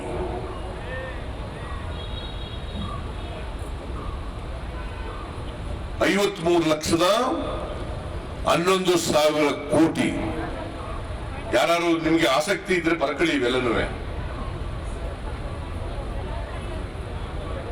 53,11,000 ಕೋಟಿ. ಮುಂದಿನ ಮಾರ್ಚ್ ಎಂಡ್ಗೆ ಈ ದೇಶದ ಮೇಲೆ ಸಾಲ 152 ಲಕ್ಷ ಕೋಟಿ. 8 ವರ್ಷದಲ್ಲಿ, ಮುಂದಿನ ಮೇ 26ಕ್ಕೆ 8 ವರ್ಷ ನರೇಂದ್ರ ಮೋದಿ ಅವರು ಬಂದು 8 ವರ್ಷದಲ್ಲಿ ಈ ದೇಶದ ಮೇಲೆ ಮಾಡಿದಂತ ಸಾಲ ಸುಮಾರು 100 ಲಕ್ಷ ಕೋಟಿ. ದೇಶದ ಉಳಿತದ ದೇಶ ಒಟ್ಟು ನಮ್ಮ ಬಜೆಟ್ ಇದೆಯಲ್ಲ, ಅದರಲ್ಲಿ 45% ಇಂಟ್ರೆಸ್ಟ್ ಪೇಮೆಂಟ್ ಹೋಗ್ತಾ ಇದೆ. 45% of the total budget is going towards interest payment. ದೇಶದ ಆರ್ಥಿಕತೆ ಹಿಂಗಾಗಿದೆ ಇವತ್ತು. ನರೇಂದ್ರ ಮೋದಿಜಿ ರೈತರು, ಬಡವರು, ದಲಿತರು ಎಲ್ಲ ಡೀಸೆಲ್ ಬೆಲೆ ಜಾಸ್ತಿ ಆಯ್ತು, ಪೆಟ್ರೋಲ್ ಬೆಲೆ ಜಾಸ್ತಿ ಆಯ್ತು ಅಂದ್ರೆ ಸಾಗಾಣಿಕೆ ಬೆಲೆ ಜಾಸ್ತಿ ಆಗ್ತದೆ, ಅಗತ್ಯ ವಸ್ತುಗಳ ಬೆಲೆ ಜಾಸ್ತಿ ಆಗ್ತದೆ, ನೀವು ಕೊಂಡ್ಕೊಳ್ತಕ್ಕಂಥ ಎಲ್ಲ ಬೆಲೆಗಳು ಕೂಡ ಜಾಸ್ತಿ ಆಯ್ತದೆ. ಕಬ್ಬಣ, ಸಿಮೆಂಟ್, ಬಟ್ಟೆ. ಇದಲ್ದೇನೆ ಬಡವರು ಉಪಯೋಗಿಸ್ತಾರಲ್ಲ, ಜನೌಷಧಿ ಅಂತ ಹೇಳ್ತಿರಲ್ಲ, ಬಹಳ ಜಂಬ ಹೊಡ್ಕೊಳ್ತಿರಲ್ಲ, 10% ಜಾಸ್ತಿ ಮಾಡಿದ್ರು. 10%. ವಿದ್ಯುತ್ತಿನ ಬೆಲೆ 1 ಯೂನಿಟ್ಗೆ 35 ಪೈಸೆ ಹೆಚ್ಚು ಮಾಡಿದ್ರಿ. ವಾಟರ್ ಬಿಲ್ ಜಾಸ್ತಿ ಮಾಡಿದ್ರಿ. ಅಡಿಗೆ ಎಣ್ಣೆ ಜಾಸ್ತಿ ಆಯ್ತು, ಕಬ್ಬಣ ಸಿಮೆಂಟ್ ಜಾಸ್ತಿ ಆಯ್ತು. ಹೆಂಗೆ ಬದುಕದ, ಹೆಂಗೆ ಸಾಮಾನ್ಯ ಜನ ಬದುಕದ, ಹೆಂಗೆ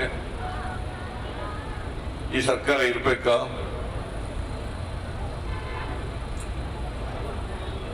ನರೇಂದ್ರ ಮೋದಿ ಅವರು ಪ್ರಧಾನಮಂತ್ರಿ ಆಗಿರ್ಬೇಕಾ ಈ ದೇಶದಲ್ಲಿ? ಇಷ್ಟೊಂದು ಬೆಲೆ ಏರಿಕೆ ಮಾಡಿರ್ತಕ್ಕಂಥ ಸರ್ಕಾರ ಇರ್ಬೇಕಾ?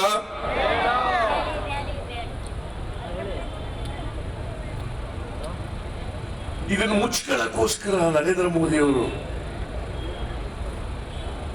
ಇಲ್ಲಿ ಬಿಜೆಪಿ ಸರ್ಕಾರ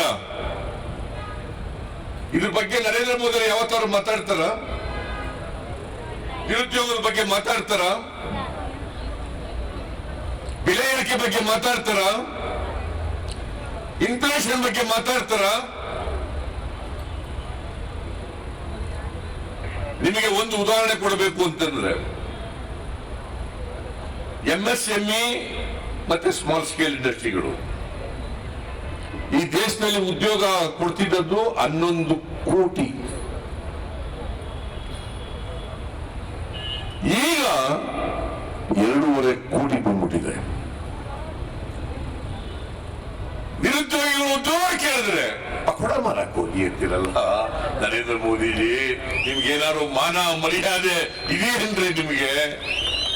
ಯುವಕರಿಗೆ ಪಾಪ ಹುಡುಗರುಗಳು ಗೊತ್ತಿದ್ದೇನೆ 2014-15ರಲ್ಲಿ ಮೋದಿ ಮೋದಿ ಮೋದಿ ಅನ್ನೋರು.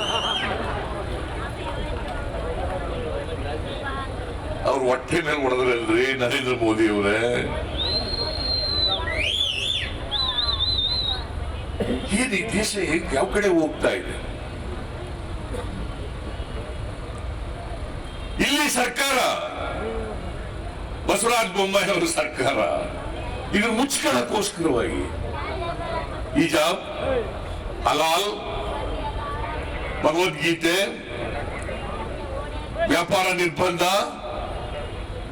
ಮಾವಿನಹಣ್ಣಿನ ವ್ಯಾಪಾರ ಮಾಡಬೇಡಿ, ಅಲ್ಲಿ ಚರ್ಚ್ಗಳಲ್ಲಿ ಎಂತದು ಮೈಕ್ಗಳು,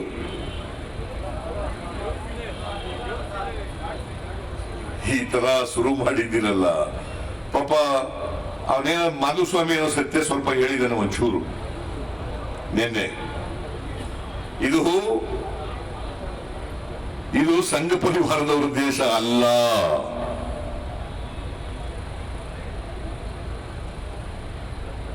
This is a country of all Indians.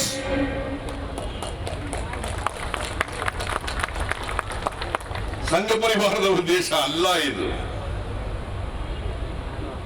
ಪಾಪ ನಿನ್ನೆ ಅವನು ಯಾವನೋ ಒಬ್ಬ ಬಜರಂಗ ದಳದವನು ಕಲ್ಲಂಗಡಿ ಹಣ್ಣು ಮಾರ ಮುಸ್ಲಿಮ್ಗೆ ನೀವು ದಾಳಿ ಮಾಡಿದ್ದೀಯಲ್ಲ, ನೀವು ಸುಮ್ಮನೆ ಕೂತಿದ್ದೀರಲ್ಲ ಬಸವರಾಜ ಬೊಮ್ಮಾಯಿ, ಮಿಸ್ಟರ್ ಅನಗ ಜ್ಞಾನೇಂದ್ರ, ನಿಮ್ಗೆ ನಾಚಿಕೆ ಆಗಿರ್ಬೇನ್ರಿ. Actually continue in power if you can't maintain law and order. ನೀವು ನಮ್ಮ ಬಸವರಾಜ ಬೊಮ್ಮಾಯಿ ಇದ್ದಾರಲ್ಲ, ಮೌನಿ ಮಾತಾಡಲ್ಲ ಯಾವ್ದಕ್ಕೂ. ಯಾಕಂತಂದ್ರೆ RSS ನವರು ಇದನ್ನೆಲ್ಲ ಆಟ ಆಡಿಸ್ತಾ ಇರೋರು. RSS ನವರಿಂದಲೇ ಮುಖ್ಯಮಂತ್ರಿ ಆಗಿರೋದು ಗಿರಾಕಿ.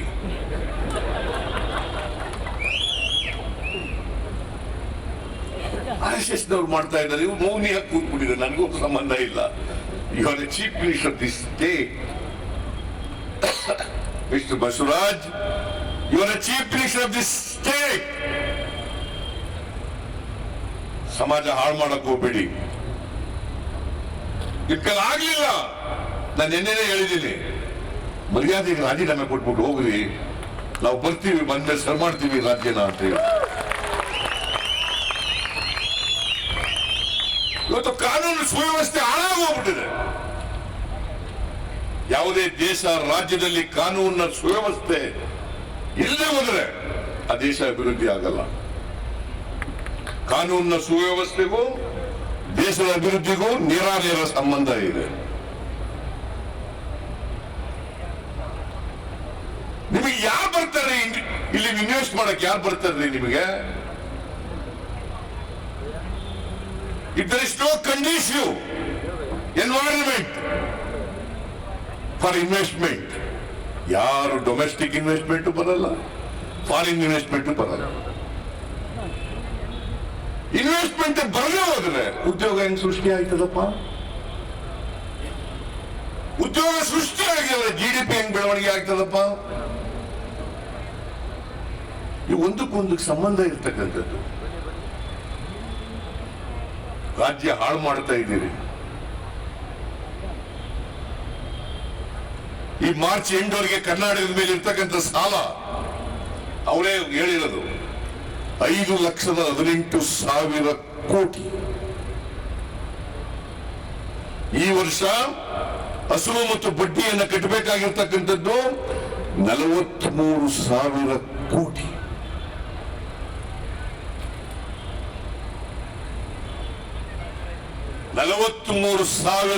ಕೋಟಿ.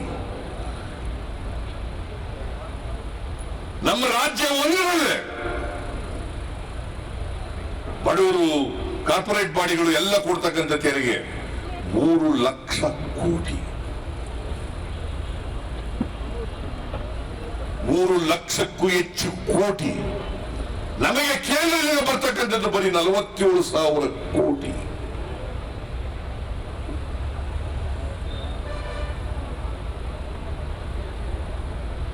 ರಾಜ್ಯ ಅಭಿವೃದ್ಧಿ ಆಗ್ಬೇಕು ಅಂದ್ರೆ ಎಲ್ಲಿಂದ ಆಗ್ತದೆ?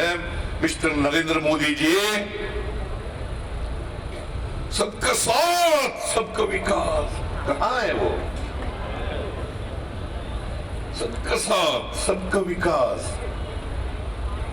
ಶಿವಮೊಗ್ಗದಲ್ಲಿ ಒಂದು ಕೊಲೆ ಆಯ್ತು, ಅರ್ಶಂದು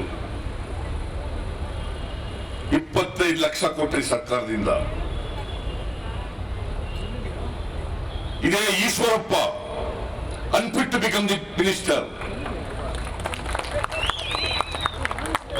ಅವ್ರದೇ ಸರ್ಕಾರ 144 ಸೆಕ್ಷನ್ ಜಾರಿಯಾಗಿದ್ರು ಕೂಡ ಸತ್ತಣ ಇಟ್ಕೊಂಡು ಮೆರವಣಿಗೆ ಮಾಡಿದ್ರು. ಈ violated 144 section of Indian penal code, I mean CRPC.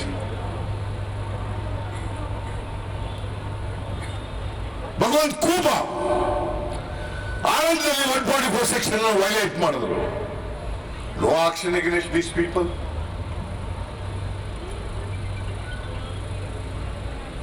No FIR is registered against Ishwarappa. No FIR is registered against Bhagwant Kuba. ನಾವು ಮೇಕೆದಾಟಿ ಹತ್ರ ಮಾಡಿದ್ರೆ ನಮ್ಮ ಮೇಲೆಲ್ಲ ಕೇಸ್ ಹಾಕಿದ್ರಿ, 3 ಕೇಸು, 4 ಕೇಸ್ ಹಾಕಿದ್ರಿ. ಸಬ್ಕಾ ಸಾಥ್ ಸಬ್ಕಾ ವಿಕಾಸ್ ಇದೆಲ್ಲ. ಅಲ್ಲಿ ಅರ್ಶನ್ಗೆ 25 ಲಕ್ಷ ಕೋಟಿ, 25 ಲಕ್ಷ ರೂಪಾಯಿ ಕೊಟ್ರಿ ಪರಿಹಾರ. ಅದೇ ಬೆಳ್ತಂಗಡಿನಲ್ಲಿ ಒಬ್ಬ ದಲಿತ ದಿನೇಶ್ ಅನ್ನವನು ಬಜರಂಗದವನಿಂದ ಕೊಲೆಯಾದ. ಅವರು 1 ರೂಪಾಯಿ ಕೊಡ್ಲಿಲ್ಲ ಸರ್ಕಾರ. ನರಗುಂದದಲ್ಲಿ ಒಬ್ಬ ಸುಬಾನ್ ಶ್ರೀರಾಮ ಸೇನೆಯವರಿಂದ ಕೊಲೆಯಾದ. 1 ರೂಪಾಯಿ ಕೊಡ್ಲಿಲ್ಲ. 1 ರೂಪಾಯಿ ಕೊಡ್ಲಿಲ್ಲ. ಇದು ಕಾನೂನು ಪರಿಪಾಲನೆ. Article 14 of the Indian Constitution says all are equal before law, equal protection of law. All are equal before law, equal protection of law. ಇದೇನಾ ನೀವು ಕಾನೂನು ಪರಿಪಾಲನೆ ಮಾಡೋದು? ಇದೇನಾ ನೀವು ಸಂವಿಧಾನ ಪರಿಪಾಲನೆ ಮಾಡೋದು?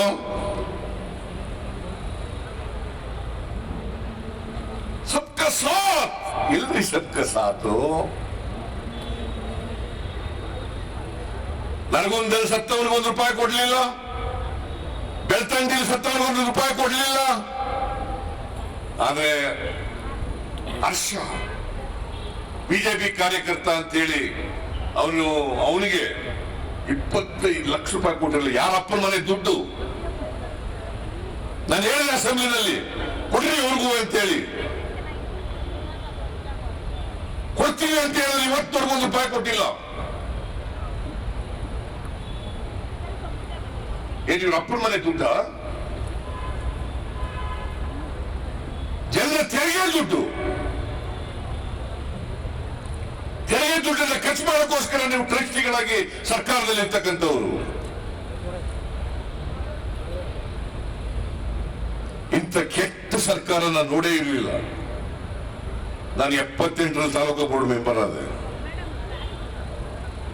ಇವತ್ತವರೆಗಿಂತ ಕೆಟ್ಟ ಸರ್ಕಾರ ನೋಡಿರ್ಲಿಲ್ಲ ನಾನು. 45 ವರ್ಷಗಳಾಯ್ತು.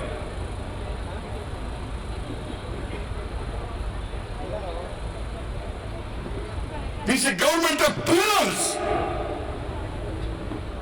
both in the government of India and in Karnataka.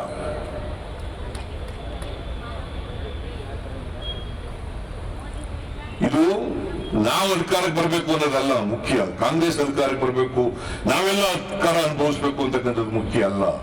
ಇಂಥ ಕೆಟ್ಟ ಸರ್ಕಾರನ ಈ ರಾಜ್ಯ ಉಳಿಸ್ಲಿಕ್ಕೋಸ್ಕರ, ಸಂವಿಧಾನ ಉಳಿಸ್ಲಿಕ್ಕೋಸ್ಕರ, ಪ್ರಜಾಪ್ರಭುತ್ವ ಉಳಿಸ್ಲಿಕ್ಕೋಸ್ಕರ ಈ ಕಾಂಗ್ರೆಸ್ ಪಕ್ಷವನ್ನ ಕಿತ್ತು ಒಯ್ಯಬೇಕು. ಇದು ನಮ್ಮೆಲ್ಲರ ಬಿಜೆಪಿ ಸರ್ಕಾರವನ್ನ ಕಿತ್ತು ಒಯ್ಯಬೇಕು. ಸಾರಿ, ಬಿಜೆಪಿ ಸರ್ಕಾರವನ್ನ ಕಿತ್ತು ಒಯ್ಯಬೇಕು.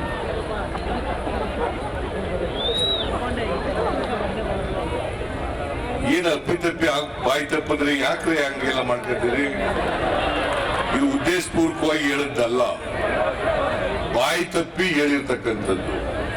ಬಿಜೆಪಿ ಸರ್ಕಾರವನ್ನ ಕಿತ್ತು ಒಗಿಬೇಕು.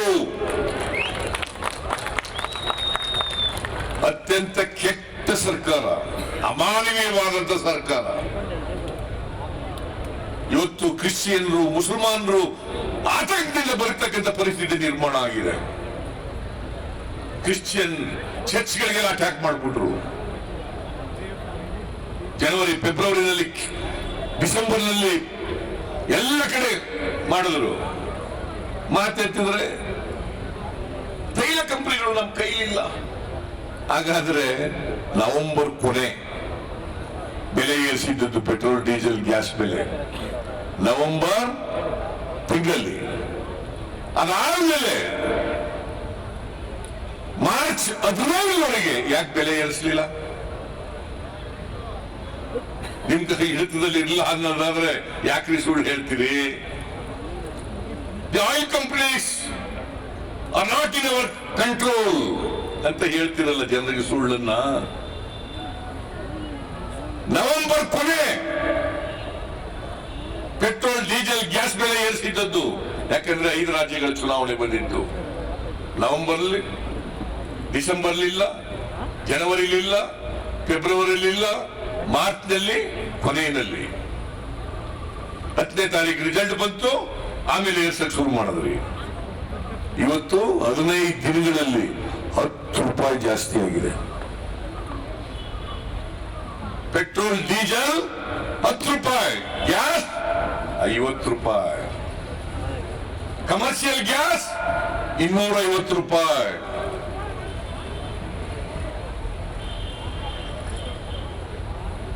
ಇದು ತಡ್ಕತೀರಾ? ನಾನು ಬಿಜೆಪಿಯವರಿಗೂ ಕೂಡ ಕಾರ್ಯಕರ್ತರಿಗೆ ಹೇಳ್ತೀನಿ, ಅವ್ರಿಗೆ ಏನಾದ್ರು ಒಂದು ವೇಳೆ ಬೆಂಬಲ ಕೊಟ್ಟಿರೋರ್ಗೂ ಹೇಳ್ತೀನಿ, ಬಿಜೆಪಿ ಗವರ್ಮೆಂಟ್ ಇಸ್ ಲೂಟಿಂಗ್. ಇದು ಬರೀ ನಮ್ಮನೆ ಬೆಂಕಿ ಬಿದ್ದಿಲ್ಲ, ಕಾಂಗ್ರೆಸ್ ಮನೆಗೆ ಮಾತ್ರ ಬೆಂಕಿ ಬಿದ್ದಿಲ್ಲ, ಕಾಂಗ್ರೆಸ್ನವರು ಮಾತ್ರ ದರೋಡೆ ಆಗ್ತಾ ಇಲ್ಲ, ಇಡೀ ಸಮಾಜದ ದರೋಡೆ ಆಗ್ತಾ ಇದೆ. ಇಡೀ ದೇಶದಲ್ಲಿ ದರೋಡೆ ಆಗ್ತಾ ಇದೆ. ದಯವಿಟ್ಟು ನಿಮ್ಮಲ್ಲಿ ಕೈ ಜೋಡಿಸಿ ಪ್ರಾರ್ಥನೆ ಮಾಡ್ತೇನೆ, ಈ ಬಿಜೆಪಿ ಸರ್ಕಾರದಿಂದ ಮುಕ್ತರಾಗಬೇಕಾದ್ರೆ ಇವ್ರನ್ನ ಕಿತ್ತು ಒಗಿಲೇಬೇಕು. ಮುಂದಿನ ಚುನಾವಣೆಯಲ್ಲಿ ಇವರಿಗೆ ತಕ್ಕ ಪಾಠವನ್ನು ಕಲಿಸಲೇಬೇಕು. ಇವತ್ತು ನಮ್ಮ ಸರ್ಕಾರ 2013ರಿಂದ 2018ರವರೆಗಿತ್ತು. ಇವತ್ತು ಈಗ ಜನ ಹೇಳ್ತಾ ಇದ್ದಾರೆ ನಿಮ್ ಸರ್ಕಾರ ಸುವರ್ಣ ಯುಗ ಇತ್ತು ಸರ್ ಅಂತ ಹೇಳ್ತಾ ಇದ್ದಾರೆ. ಈಗ ಮತ್ತೆ ಆ ಸುವರ್ಣ ಯುಗ ಕರ್ನಾಟಕ ಬರಬೇಕು ಅನ್ನೋದಾದ್ರೆ ಬಿಜೆಪಿಯವ್ರನ್ನ ದಯಮಾಡಿ ಒತ್ತು ಓಡಿಸಿ ಆಚೆಗೆ. ಅದಕ್ಕೆ ನೀವು ಪ್ರೇರಕರಾಗಿರ್ಬೇಕು. ನಮ್ಮ ಕಾರ್ಯಕರ್ತರೆಲ್ಲ ಮನೆ ಮನೆಗೆ ಹೋಗ್ಬೇಕು, ಹಳ್ಳಿಗಳಿಗೆ ಹೋಗ್ಬೇಕು, ಜನರನ್ನ ಜಾಗೃತಿಗೊಳಿಸ್ತಕ್ಕಂಥ ಕೆಲಸವನ್ನ ಮಾಡಬೇಕು. ನಿಮ್ ಮನೆ ಬೆಂಕಿ ಬಿದ್ದಿದೆಪ್ಪ, ಬಿಜೆಪಿಯವರು ಬೆಂಕಿ ಹಾಕಿದ್ದಾರೆ, ದಯವಿಟ್ಟು ನಾವೆಲ್ಲ ಸೇರಿ ಆರಿಸೋಣ. ಈ ದೇಶ ಉಳಿಸೋಣ, ರಾಜ್ಯ ಉಳಿಸೋಣ, ಸಮಾಜ ಉಳಿಸೋಣ. ಬನ್ನಿ ಅಂತೇಳಿ ಅವರಿಗೆ ಕರೀತಕ್ಕಂಥ, ಅವರಲ್ಲಿ ಮನವಿ ಮಾಡ್ತಕ್ಕಂಥ ಕೆಲಸವನ್ನು ಮಾಡಲೇಬೇಕಾಗ್ತದೆ.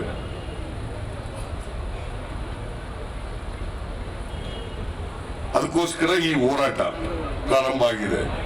ನಿರಂತರವಾಗಿ ಇನ್ನೂ 1 ವರ್ಷ ಆ ರಾಗಿ ಈ ಸಾರಿ 15 ಲಕ್ಷ ಕ್ವಿಂಟಾಲ್ ರಾಗಿ ಬೆಳೆದು ಬಿಟ್ಟಿದ್ದಾರೆ. 15 ಲಕ್ಷ ಕ್ವಿಂಟಾಲ್ ರಾಗಿ ಬೆಳೆದಿದ್ದಾರೆ. 3,377 ರೂಪಾಯಿ ಒಂದು ಕ್ವಿಂಟಾಲ್ ಕೊಡ್ತೀವಿ MSP ಅಂತ ಹೇಳಿದ್ದಾರೆ.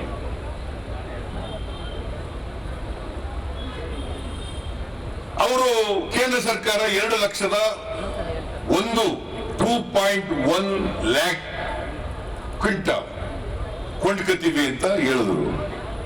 15 ಲಕ್ಷ ಕ್ವಿಂಟಾಲ್ ಎಂತದು ಟನ್ ಬೆಳೆದಿರೋದು, ಅದರಲ್ಲಿ 2.1 ಲ್ಯಾಕ್ ಟನ್ ಕೊಂಡ್ಕತ್ತೀವಿ ಅಂತ ಹೇಳಿದ್ರು.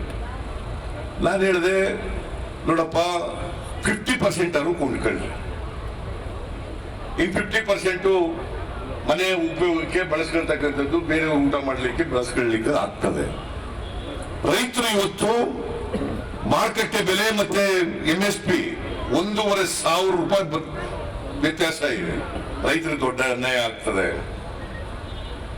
ಅದೇ ರೀತಿ ಭತ್ತ, ಅದೇ ರೀತಿ ಮೆಕ್ಕೆಜೋಳ, ಅದೇ ರೀತಿ ತೊಗರಿ, ಇವೆಲ್ಲ ಅನ್ಯಾಯ ಆಗ್ತಾ ಇದೆ ರೈತರಿಗೆ. ನರೇಂದ್ರ ಮೋದಿಜಿ ಆದಾಯ ದುಪ್ಪಟ್ಟು ಮಾಡ್ತೀನಿ. ಎಲ್ಲಪ್ಪ ದುಪ್ಪಟ್ಟು ಮಾಡೋದು ನೀನು? ದುಪ್ಪಟ್ಟು ಮಾಡ್ತೀನಿ, ಕೊಂಡ್ಕೊಳ್ರಿ ಎಲ್ಲನೂ.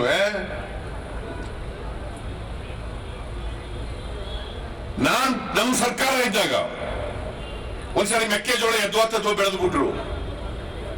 ರೈತರ ಹತ್ರ ಎಲ್ಲರೂ ಮೆಕ್ಕೆಜೋಳ ಕೊಡೋದು, ಅವ್ರು ಏನೇನು ಕೊಡ್ತಾರೆ ಎಲ್ಲನೂ ಕೊಂಡ್ಕೊಂಡಿದ್ದು. ತೊಗರಿ ಬೆಳೆದಿದ್ರು ಗುಲ್ಬರ್ಗ, ಬೀದರ್, ಯಾದಗಿರಿ. 500 ರೂಪಾಯಿ ಜಾಸ್ತಿ ಕೊಟ್ಟು ಕೊಂಡ್ಕೊಂಡೆ. ಭತ್ತ ಆನೆಕಲ್ ಬಂದು ಎಲ್ಲ ಹಾಳಾಗ್ಬಿಟ್ಟಿತ್ತು. ಅದಕ್ಕೆಲ್ಲ 25,000 ರೂಪಾಯಿ ಒಂದು ಹೆಕ್ಟೇರ್ಗೆ ಅಡಿಷನಲ್ ಆಗಿ ಕೊಟ್ಟೆ ನಾನು. This is our government. ನೀವು ಇವತ್ತು ಹಾಳು ಮಾಡ್ತಾ ಇದ್ದೀರಲ್ಲ, ಇಟ್ ಈಸ್ BJP's ಗೌರ್ಮೆಂಟ್.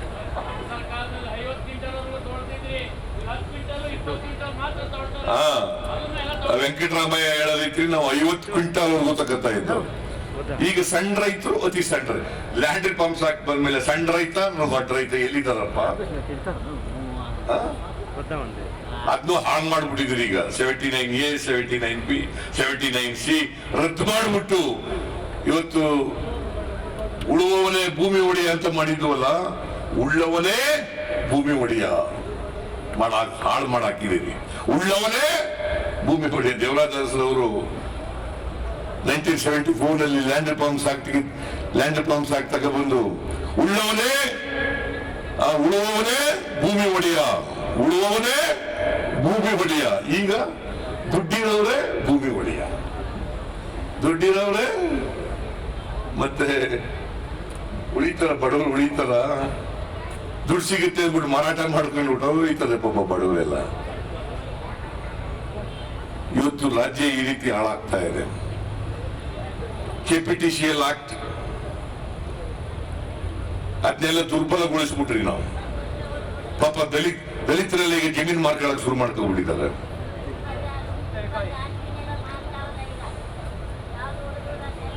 ದಲಿತರು, ಹಿಂದುಳಿದವರು, ಅಲ್ಪಸಂಖ್ಯಾತರು, ಮಹಿಳೆಯರು, ರೈತರು ಇವರೆಲ್ಲರೂ ಹಾಳು ಮಾಡ್ತಾ ಇದ್ದೀರಿ. ಈಗ ಒಬ್ಬರ ಮನೆಗೆ ಬೆಂಕಿ ಬಿದ್ದಿಲ್ಲ, ಇದು ಎಲ್ಲರ ಮನೆಗೂ ಬೆಂಕಿ ಬಿದ್ದುಬಿಟ್ಟಿದೆ. ಈ ಬೆಂಕಿ ಆರಿಸ್ತಕ್ಕಂಥ ಕೆಲಸ ಕಾಂಗ್ರೆಸ್ನ ಕರ್ತವ್ಯ, ಜವಾಬ್ದಾರಿ. ಅದಕ್ಕೋಸ್ಕರವಾಗಿ ಇನ್ನು 1 ವರ್ಷದವರೆಗೂ ಕೂಡ ಹೋರಾಟವನ್ನು ನಾವು ಮಾಡೋಣ, ಬಿಜೆಪಿಯನ್ನ ಕಿತ್ತು ಒಗೆಯೋಣ ಅಂತಕ್ಕಂಥ ಮಾತುಗಳನ್ನು ಹೇಳಿ ಇವತ್ತು ಈ ಹೋರಾಟದಲ್ಲಿ ಬಂದು ಭಾಗವಹಿಸಿರ್ತಕ್ಕಂಥ ಎಲ್ಲರಿಗೂ ನಮಸ್ಕಾರ ಮಾಡಿ ನಾನು ಮಾತು ಮುಗಿಸ್ತೇನೆ. ಜೈ ಹಿಂದ್, ಜೈ ಕರ್ನಾಟಕ, ಜೈ ಕಾಂಗ್ರೆಸ್.